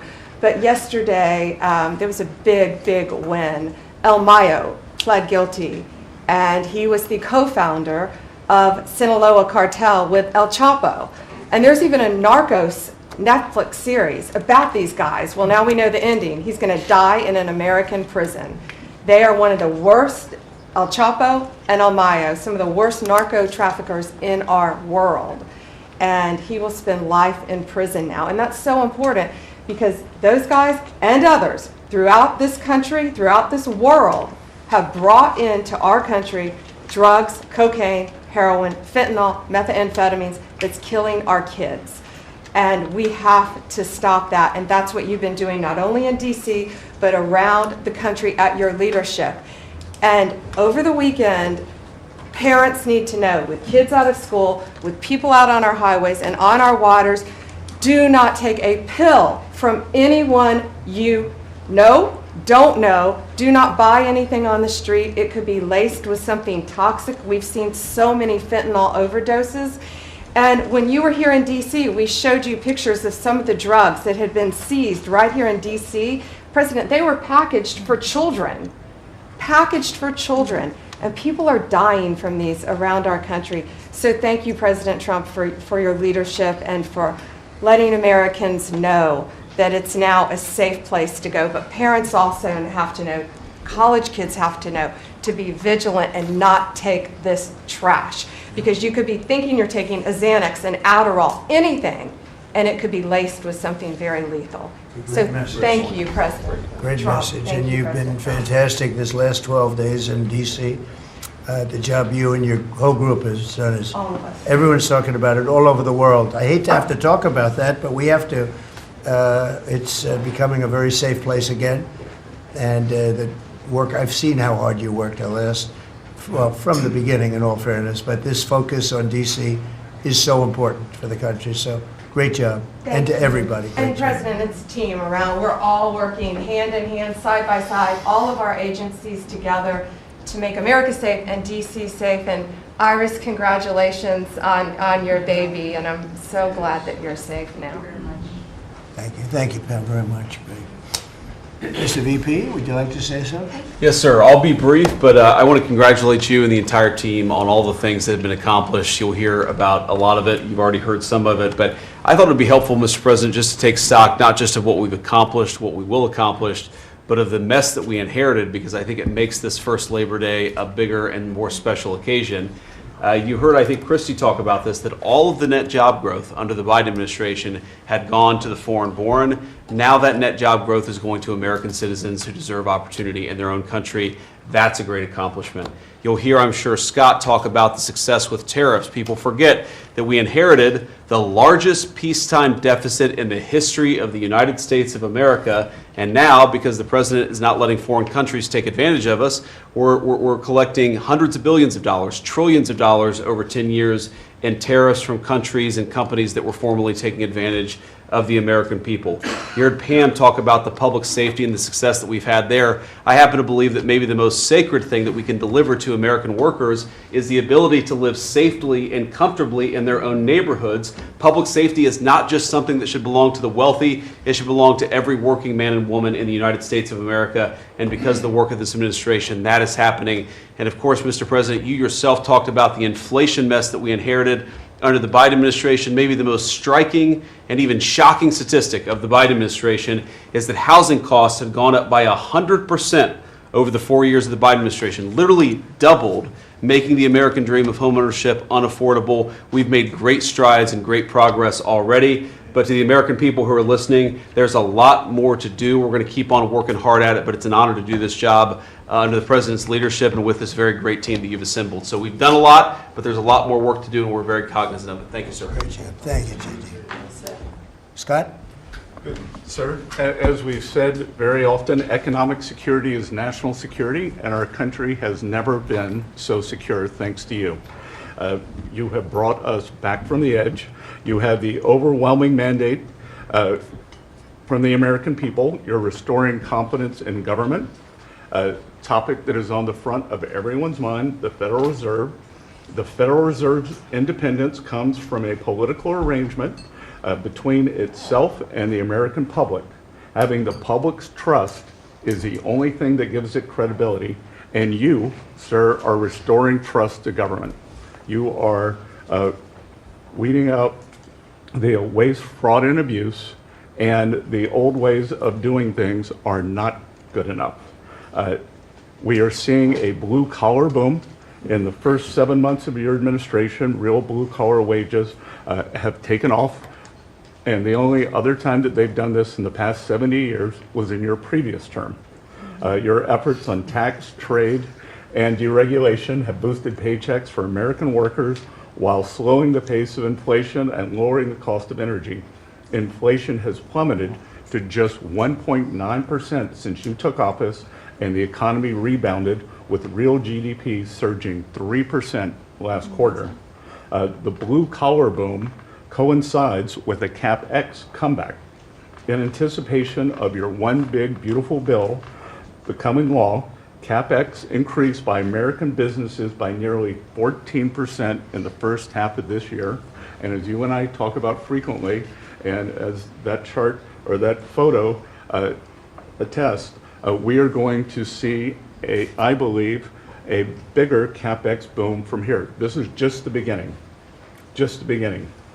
You have saved this country by making it the best place in the world to do business again. Treasury is helping to implement these new provisions, as well as no tax on tips, no tax on overtime, no tax on Social Security. This weekend, I will be meeting with workers from local restaurants to discuss the positive impacts of the pro-labor reforms on no tax on tips.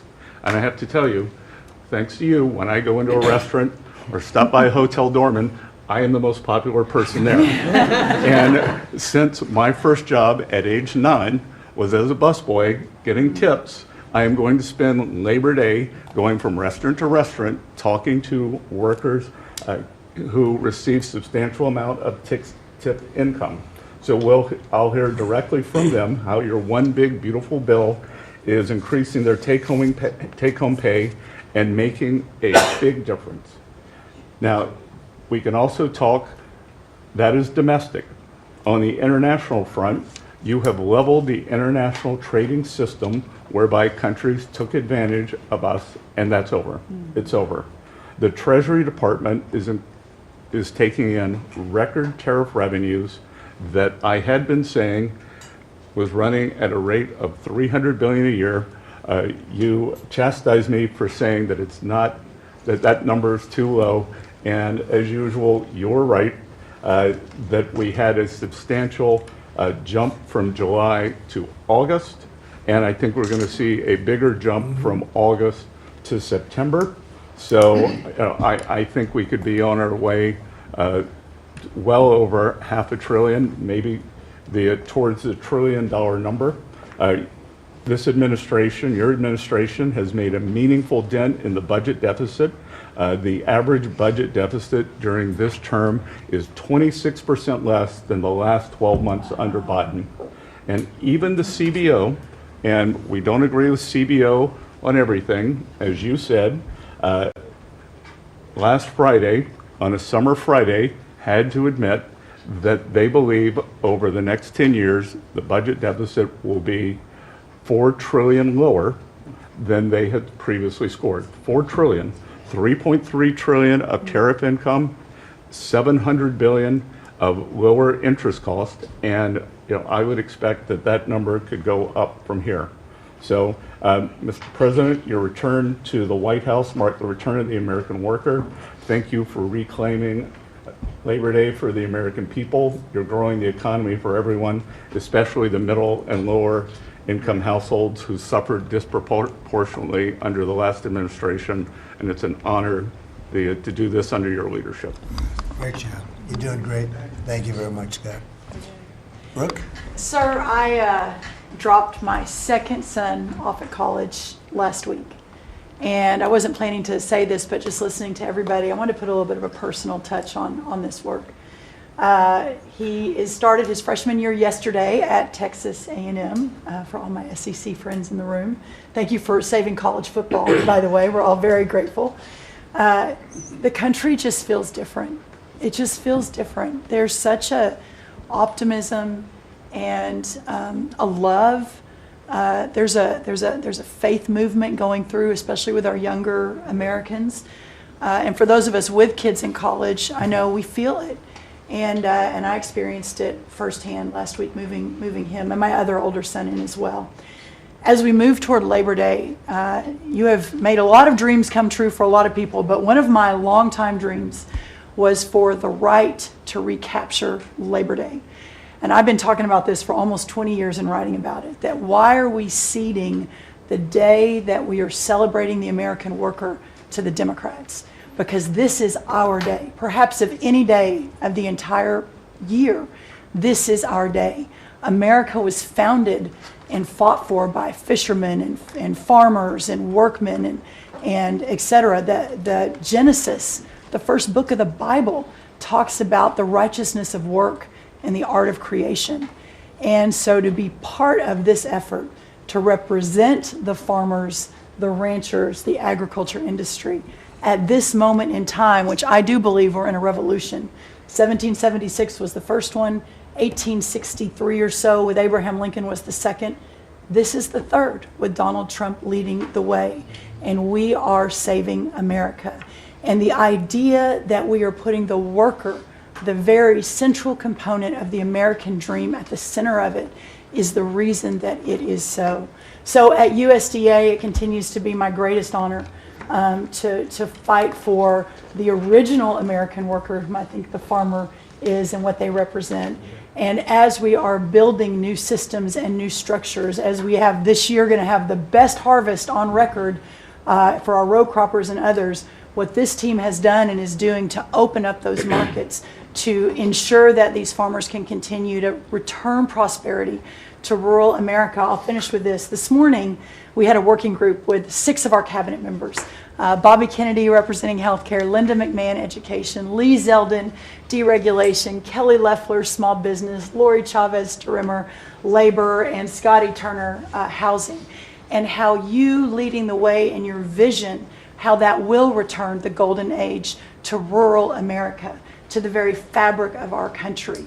And whether it's better hospitals, better education, more opportunity, less government, better and bigger small businesses, better opportunities for our workers, and better housing, and of course the agriculture piece of that, through the big beautiful bill, the bill, what it did, the greatest investment in rural America in history.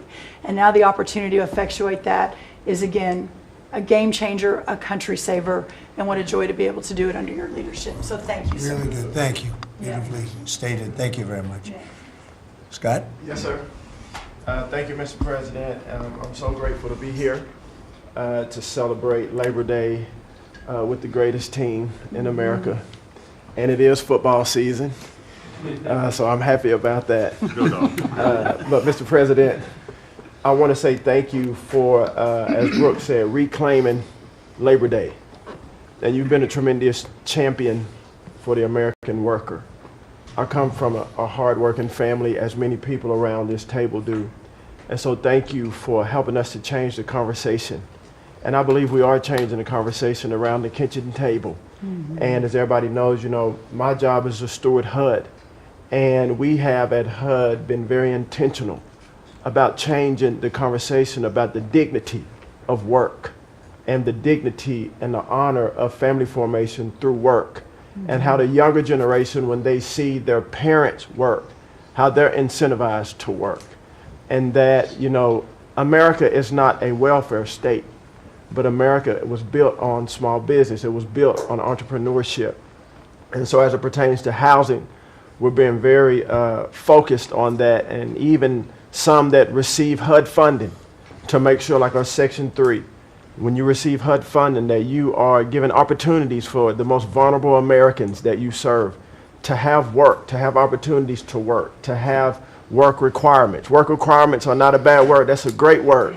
Time limits is a great word to incentivize people, able-bodied, able-minded people to work. And I believe that we are, under your leadership, sir, changing that conversation in America to where working is an honorable thing. And Secretary Wright talked about revitalization. Revitalization means to bring new life.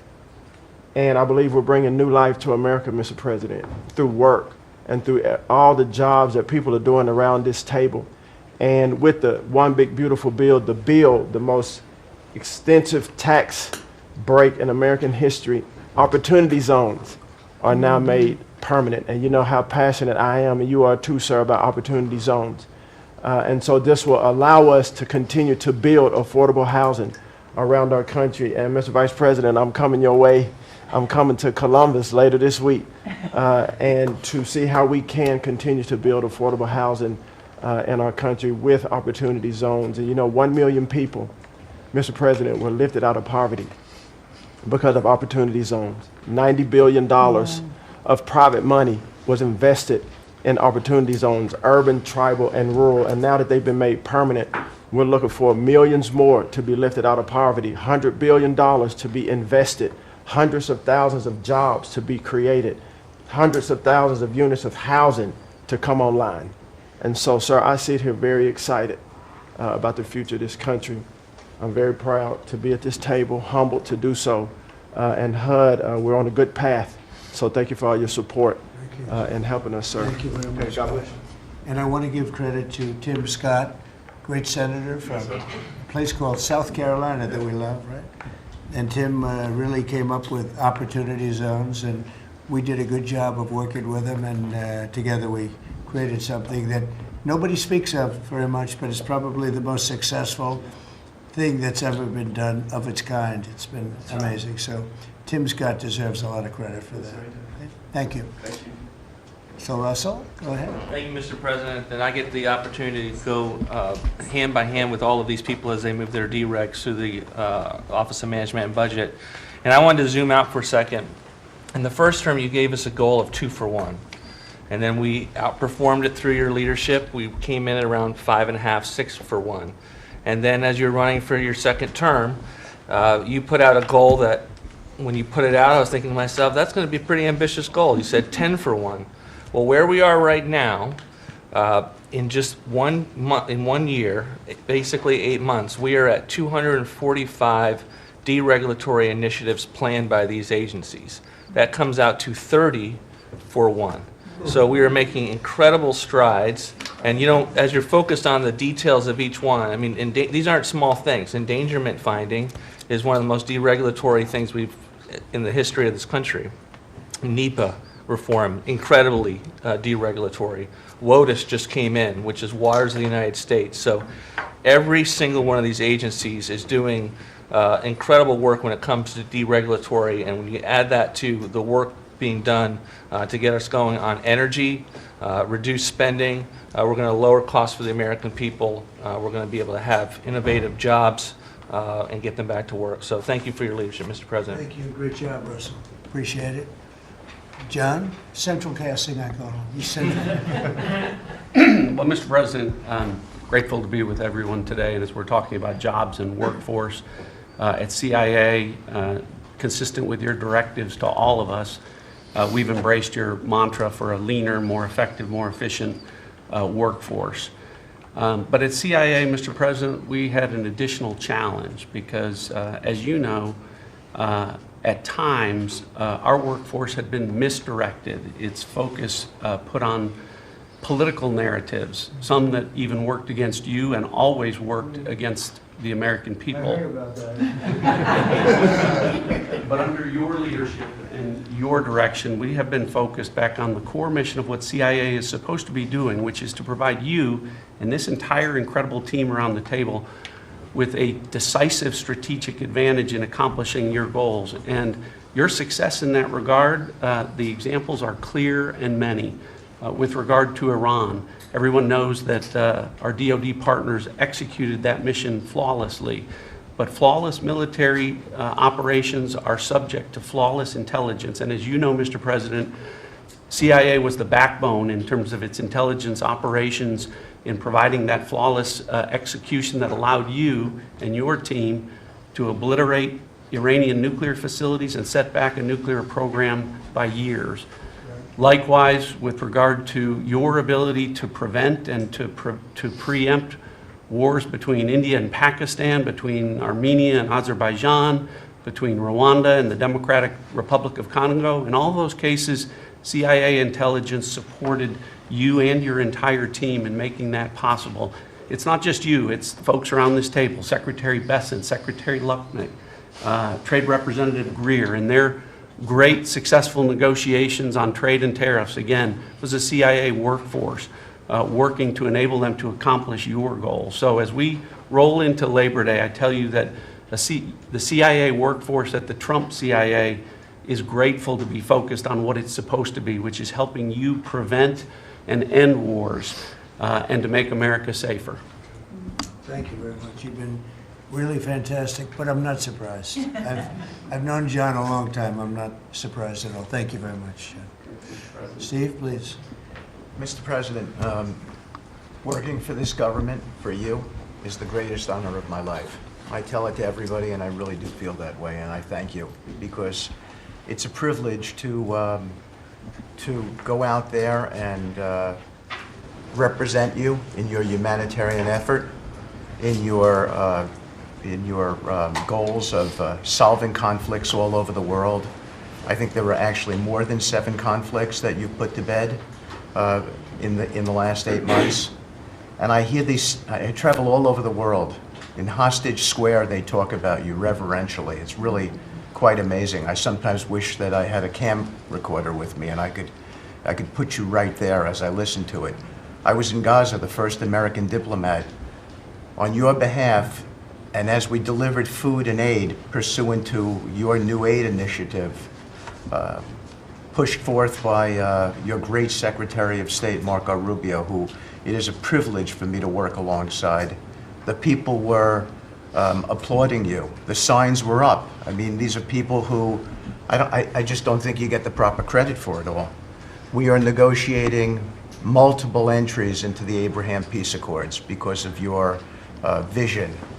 Azerbaijan, all these different conflicts that we're out there on your behalf on, these are people who have never really seen the world change in this way. Peace through strength really, really works. Russia, Ukraine, Iran, Israel, Hamas, we're having meetings all this week on all 3 of those conflicts, and we hope to settle them before the end of this year. Your team is nothing short of incredible. And there's only one thing I wish for, that noble committee finally gets its act together and realizes that you are the single finest candidate since this Nobel Award was ever talked about, to receive that reward. Beyond your success is game-changing out in the world today. And I hope everybody one day wakes up and realizes that.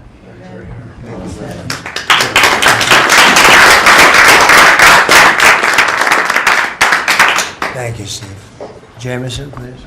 Mr. President, I like to think of Labor Day as the Trump trade policy day, because everyone around this table and everyone listening knows that one of the major reasons why American workers and organized labor voted for you is because of your trade policy and the policies you've had and advocated for 40 years or more. You have reset global trade policy in the past few months, and it shows that it's been working for American workers.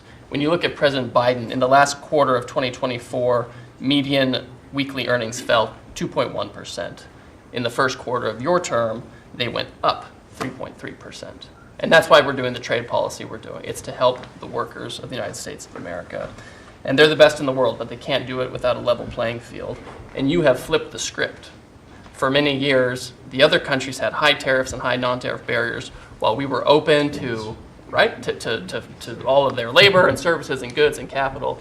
You flipped it. Now we have the tariffs, and they have lowered theirs and the non-tariff barriers. And we couldn't have done it without you and the leverage you've created. So between the tariffs and the deals, the hot streak continues for the workers of America. So thank you. Thank you very much. Really good job, by the way. He's a good negotiator. Very good negotiator. Thank you. Please. Yeah. Well, Mr. President, I feel like, as everybody here has talked about how great working with this team is and all, but I do feel a special need that you've given me the privilege of working with the best of America. I get to take care of the veterans. I get to take care of the veterans who Labor Day really finds its roots in, if you think about it. We wouldn't have Labor Day if it wasn't for men and women who would leave their jobs and go fight this nation's battles to keep us free and independent so that they would have jobs to come home to. And over the past few years, they've been coming home to many times a government that was keeping them back, holding them back, taxing them, regulating them. And now we have veterans who represent the bill, the big, beautiful bill, they're the beneficiaries of. And I get to see them all the time because they're receiving the benefit because they see the jobs, they see the care that they're being given. And these veterans can look at their country with pride, knowing that we're taking care of them, just like you told me to do. When your only statement you said to me, I asked you what to do, you said, go take care of my veterans. Well, that's what we're doing. One of the other things we're doing right now is, for many of you, I love to hear how you're deregulating everything, and I've worked from Congress and worked with many of you before. I get to do the same thing with the largest bureaucratic organization in the government. We're deregulating from the inside. And it's amazing to me because we have such a powerful workforce at the VA who really want to do good, but yet they kept tripping themselves up. They kept making their own, they'd take one step forward and put a regulation in that put them 3 steps back, and it always hurt our veterans at the end. We're taking that away. We're making community care again, Mr. President. We talked about this yesterday. We're making community care a part of our direct care system. So if a veteran wants to get into the community, they have our direct care and they also have the ability to go into the community. Something that the previous administration decided they wanted to keep everybody inside because they thought it was a fiefdom they were building. I'm telling you, we're not building a fiefdom at the VA. We're trying to take care of a service organization that takes care of veterans. So how do we do that? We made best medical interest where a doctor can send a veteran to the community a lot quicker without having to worry about miles and time logged and wait times. Just get them the help they need. We've actually expanded out, and it's made a difference in this regulation, and also unleashed a workforce that is now free of the collective bargaining agreements and other things that have kept them from being able to do the job of national security that they've been intended to. I'm actually giving them the benefit of the doubt to actually go be the workers that they're called to be, and that's what Labor Day is about. The VA is going to have the best workers. But just to let you know how that's working out, wait times at our hospital are going down because we're getting them into our hospitals or into community care. And then one for you, Mr. President, you heard about this a lot, and that was backlogs. At the backlog when I first came in, I've said this before, in February we had over 260,000 backlog. That means over 125 days of not getting an answer. In just a little over 4.5 months, we've dropped that over 100,000. We're under 150 and heading down to historic lows. We'll be within the next month lower than any time under the previous administration at all. That means our veterans are getting the help they need. So when you look at it this way, we've opened new facilities. We've put new facilities in places where workers can get to. We've expanded out hours, over 1 million extra hours, so veterans, younger veterans in particular, can get off of work and bring themselves and get their appointments in after hours or on Saturdays. That's what it means to be in the Trump administration. That's what it means to take care of veterans. That's what it means for Labor Day. Because you can't forget the ones who fought for us to be on this table today. And it's all because of what you've done and the progress that we've made. Well, you've done a tremendous job, and I hear it all the time. We have a 93% approval rating at the VA now. And you know what it was before? It was like horrible. So thank you very much. Mr. President, there's been some conversation about the Pete and Bobby challenge. I would just note that I don't think Pete or Bobby could hold these sticks for 2.5 hours. Exactly. If they want that to be the challenge, so be it. But I think 50 pull-ups and 100 push-ups might be easy compared to the. You didn't have this problem with Biden. It was in and out very quickly. So kudos on Labor Day to the audio team that's holding the sticks. But Mr. President, it's pretty great to celebrate Labor Day with a builder who loves labor, who loves the men and women who have built this country, the people that sweat, that have great skills, they have grit. They do the dirty jobs of America that have made this country great, and you know them very well because you have worked with them. The great Trump projects have come from the very men and women we're going into this weekend to celebrate.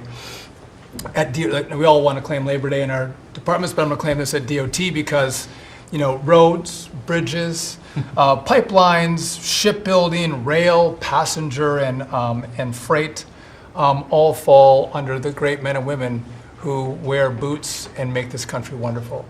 And at DOT, we don't want to have the Congress spend money.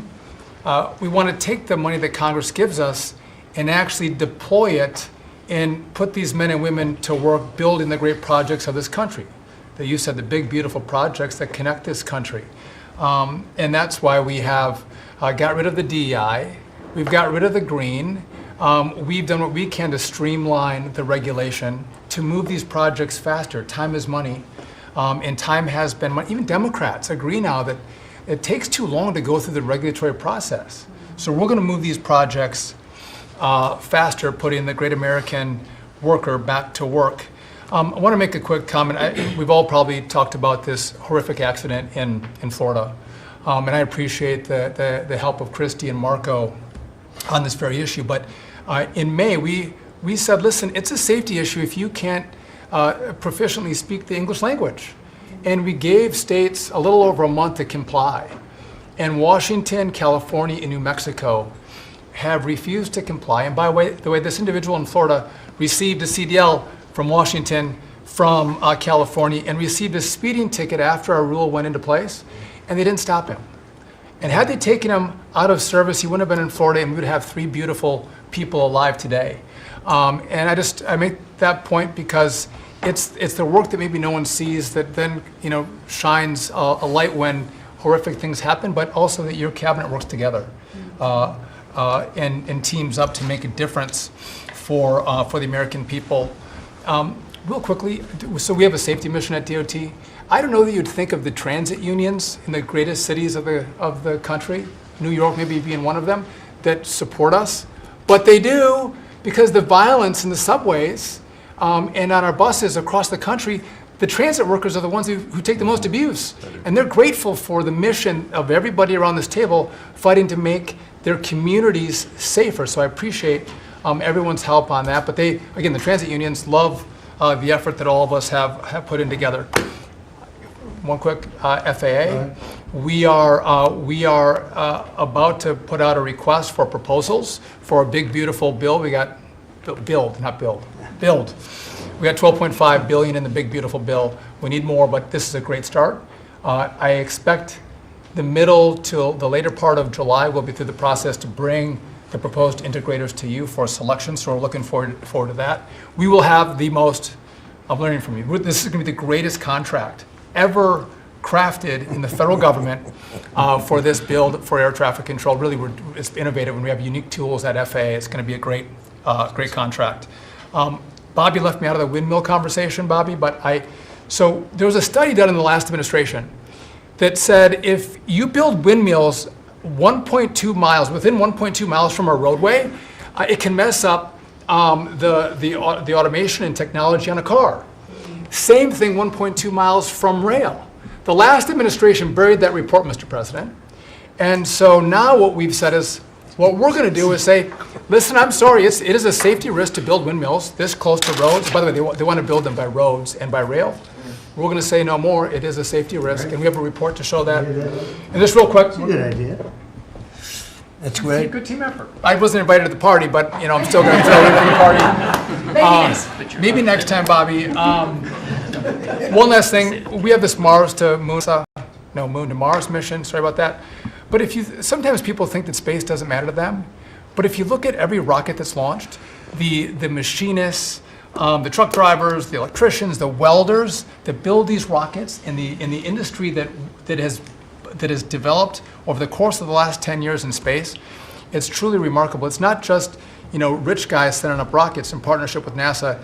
There's a whole industry of working men and women who we celebrate this weekend that build, refurbish, design the rockets that are making America the leader in space. So thank you for your leadership, and happy to celebrate this weekend with you, Mr. President. Really great. And he is doing a good job at NASA too, and we are, I think we'll have some pretty exciting announcements, and you enjoy it. And fun. I said, how about temporary? He said, well, can I go a little bit longer? He loves it. He loves it, and he's doing a really good job. Thank you very much. Appreciate it. Howard, please. So, making America great again is one of the key statements, and people don't always understand what you mean. So, we always talk about 1870 to 1913, but in the mid-1980s, America owned more of the rest of the world than they owned of us. We owned $140 billion of the rest of the world net of what they owned of us. And when you came into office this time, the rest of the world owned $24 trillion more of our assets than we owned of theirs. And so when people argue with you about, the trade deficit is nothing, the trade deficit sends 1.2 trillion of our dollars to them. And what do they do with it? They buy the great America. Because when we learned in college, what we learned was that if you keep printing these dollars, they're supposed to devalue. But the problem is we're too smart. We invented the light bulb, the transistor, the GPU, so they keep buying us. And the only president ever to understand that, you understood it in the 80s and the 90s, and I used to see you on TV and you'd say, God, what are these people doing? And finally we've changed it. So let's go over what we've changed. So Japan and Korea, they're never going to open their markets to us. So we've negotiated $900 billion that they're giving you to invest in national and economic security in America. The European Union, the second largest economy, $20 trillion. And all the experts said you'd never get a deal done with them. And watching you in Scotland was my favorite thing, right? 15%, they'll pay us 15%. And we will pay zero. So we can export to their $20 trillion economy, and they can pay to come to the great American consumer, right? So, a couple of other things. 4 days before you took office, the Commerce Department, which had the CHIPS money, they set up this thing called NatCast, which was a make-believe not-for-profit. And they signed contracts to wire them $7.4 billion. This was just nonsense. So we stopped the payment. We've got the money. It's an illegal thing to try to set up a department that's not the Department of Commerce, that kind of acts like the Department of Commerce. And what was it filled with? All these people who work for the Biden administration. I mean, it's exact corruption that you talk about. $7.4 billion now clawed back. Last week was the most fun. In 1 week, Intel came in, right? The Biden administration had given $11 billion to Intel. Given it to them. Done. Corporate just gift. And you turn that into really, it was like less than 5 minutes of conversation. And Intel agreed to give us 10% of their company, which of course was worth $11 billion. So it's not socialism. This is capitalism. If you give someone $11 billion, who's just building in America, they're not doing something special, they're building in America. And their CEO told the president he didn't need the grant. And you said, well, then why don't we get something for it? So it's amazing. You're going to watch semiconductors come home, right? We don't produce semiconductors. We've got $165 billion for TSMC, but you're going to watch the whole ecosystem come home because Donald Trump is the only president who understands the magnet to make them come home is one word, which used to be your favorite word. Now it's dropped to number 4, which is tariffs. Right? Tariffs are going to bring semiconductors home. They are going to empower Bobby to execute MFN. Tariffs are going to be one of those tools that he's going to use to do that. We're going to do it for furniture. We're getting autos. We got steel, aluminum. I mean, it has been a blast, a blast. So 2 more things. The Department of Commerce is going to start issuing its statistics on the blockchain because you are the crypto president, and we are going to put out GDP on the blockchain so people can use the blockchain for data distribution, and then we're going to make that available to the entire government so all of you can do it. We're just ironing out all the details so we can do it. Patents. We have given tens, if not hundreds of billions of dollars to universities for them to do research, and they invent things. And you know who owns those patents? The universities. So we are going to make a deal with them all, which is if we give them the money, don't you think it's fair that the United States of America and the taxpayers who funded it get a piece of that, right? So we wrote a letter to Harvard, so Linda and I working together. I mean, it's so much fun to work with everybody here. I mean, we just have a blast, you know, because Linda's hitting Harvard and she says, what can we do? And now we send them a patent letter and we'll hit them again. So we're having fun together. This is the greatest cabinet working for the greatest president, and I just want to say thank you. I'm having the time of my life working for you, Mr. President. Thank you. That was very well stated, wasn't it? Some things people don't think of too much. Thank you very much. Great job. Pete? Sir, well, amen to what Howard said. And I would just say, heading into Labor Day from the American military, sir, we happen to be the largest employer in America. We like to think we have a different form of employees. Yeah. Who need to be the toughest and the strongest and the most well-trained and the most lethal. And under the previous administration, and for decades, frankly, it was social justice, it was political correctness, it was divisive ideologies seeping into the ranks and changing how well we do our job. No more. Now it is only merit-based, gender-neutral, colorblind. The best of the best from the top to the bottom, that's our expectation.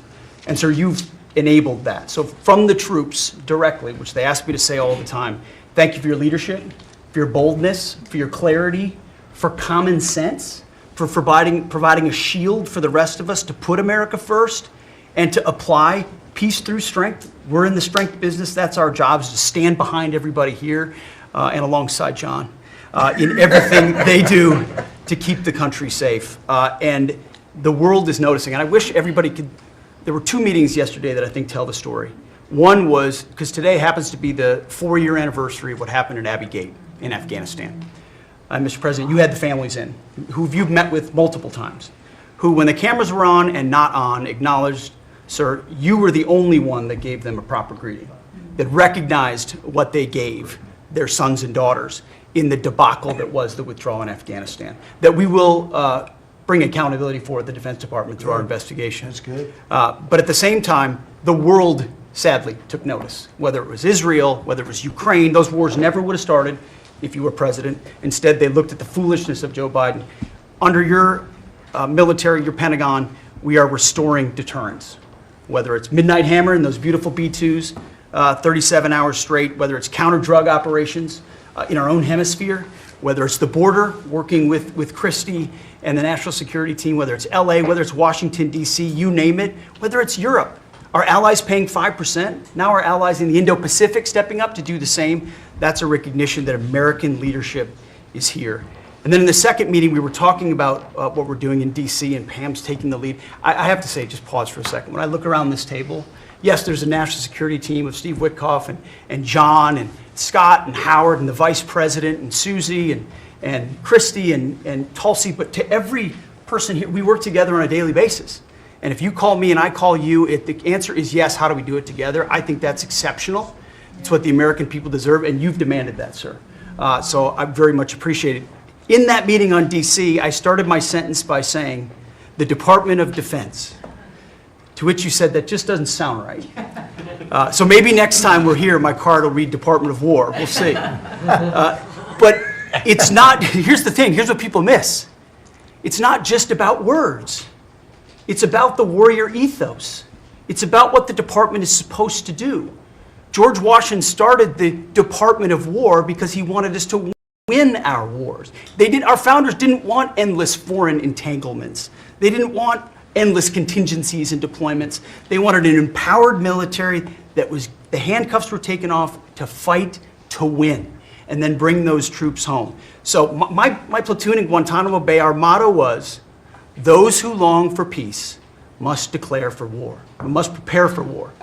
We don't want war, we don't seek it. You are the peace president, sir. Because we are strong, our enemies know what we will do. And so whether it's Secretary of War or Secretary of Defense, that warrior ethos is changing. We're going back to basics.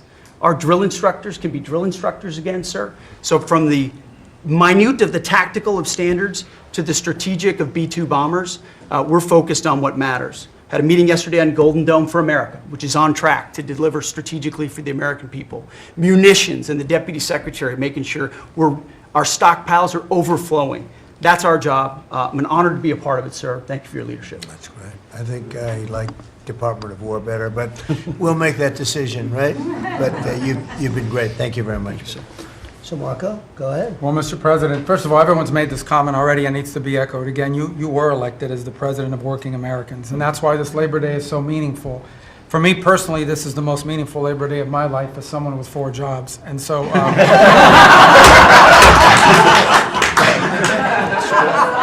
true.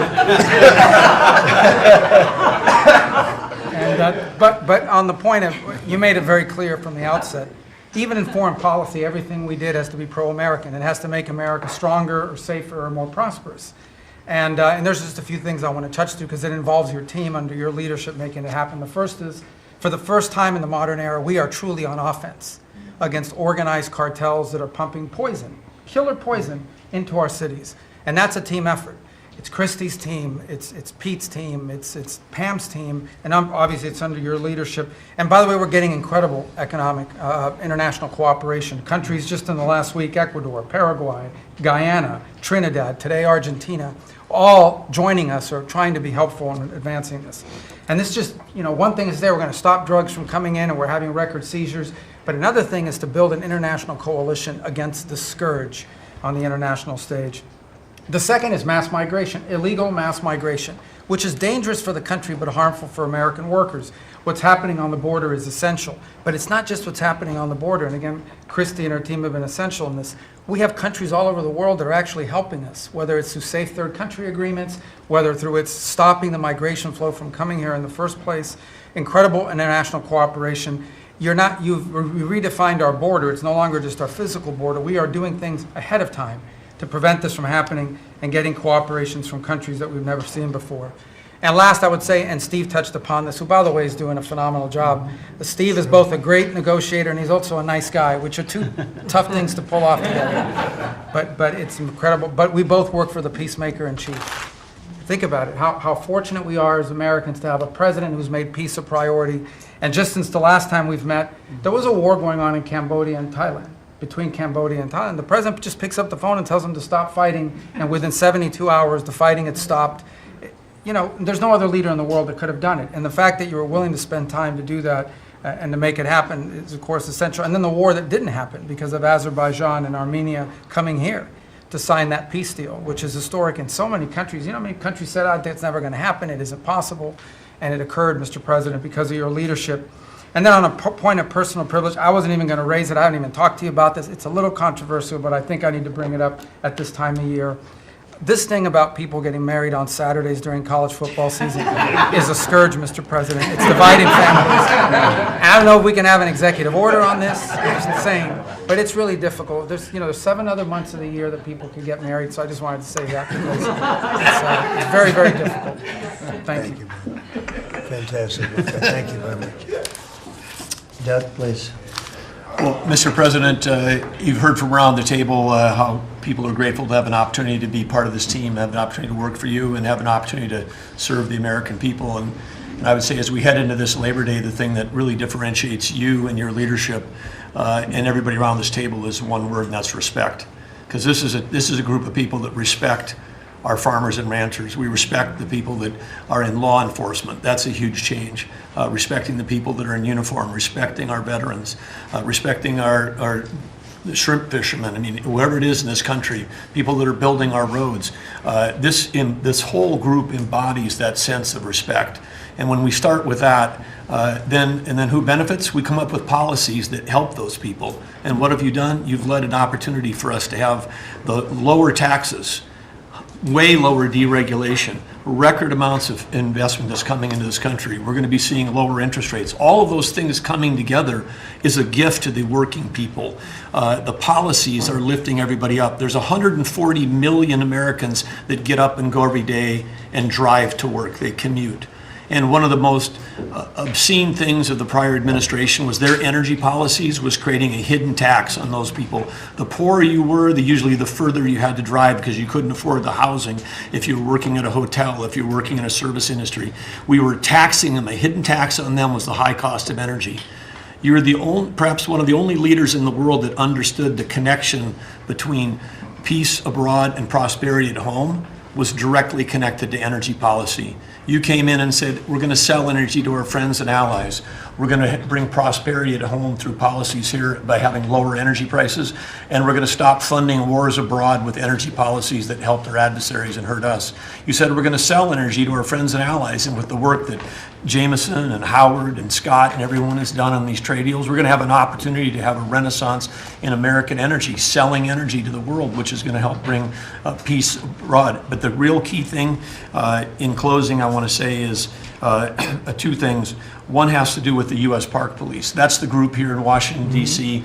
They're the oldest uniform law enforcement group in the nation. You coming out and visiting with them in person before they went out on the surge.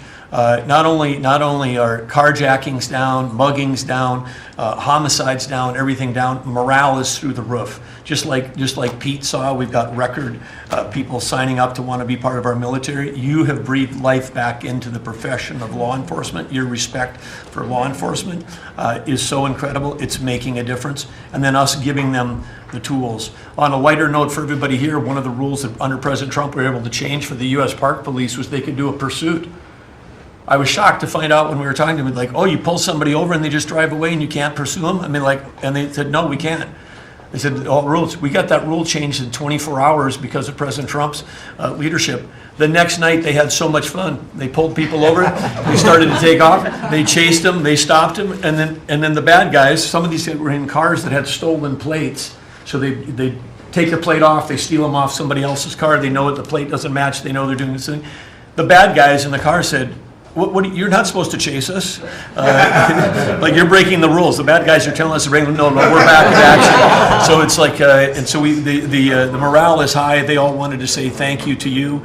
Yesterday, you announced increasing the number of U.S. Park Police that we're going to hire. This is the group that protects not only our sacred monuments of democracy here, but also the Statue of Liberty and the Golden Gate. This is a great group. But on behalf of all law enforcement, we say thank you. And as Chris Wright was talking about electricity, I want to close with that. We've solved amazing things in 7 months, but the big challenge we have against the remaining is, solving Iran's nuclear thing, that was an existential threat. China beating us in the AI arms race, that's an existential threat. We finally have a president who talks about it. You talked about it in your opening remarks. You've signed executive orders. You understand that essentially we used to say hundreds of years ago, people started saying that knowledge is power. But now, for the first time in history, we can take electricity and we can convert it into intelligence. So it's flipped. It's no longer knowledge is power. Power is also knowledge. And while we're ahead on the technology, we're way behind China on the amount of electricity they're bringing online. And your strong position to support affordable, reliable energy using our nation's resources, including those across the Department of Interior, bringing back coal mining, bringing back mining, bringing back timber. All the industries that have been killed in this country are coming back to life because of you. And with your leadership, we have a chance to not only win the AI arms race, but actually dominate it the way we're dominating in other things. So thank you, Mr. President. Thank you very much. And we're leading that race right now by a lot.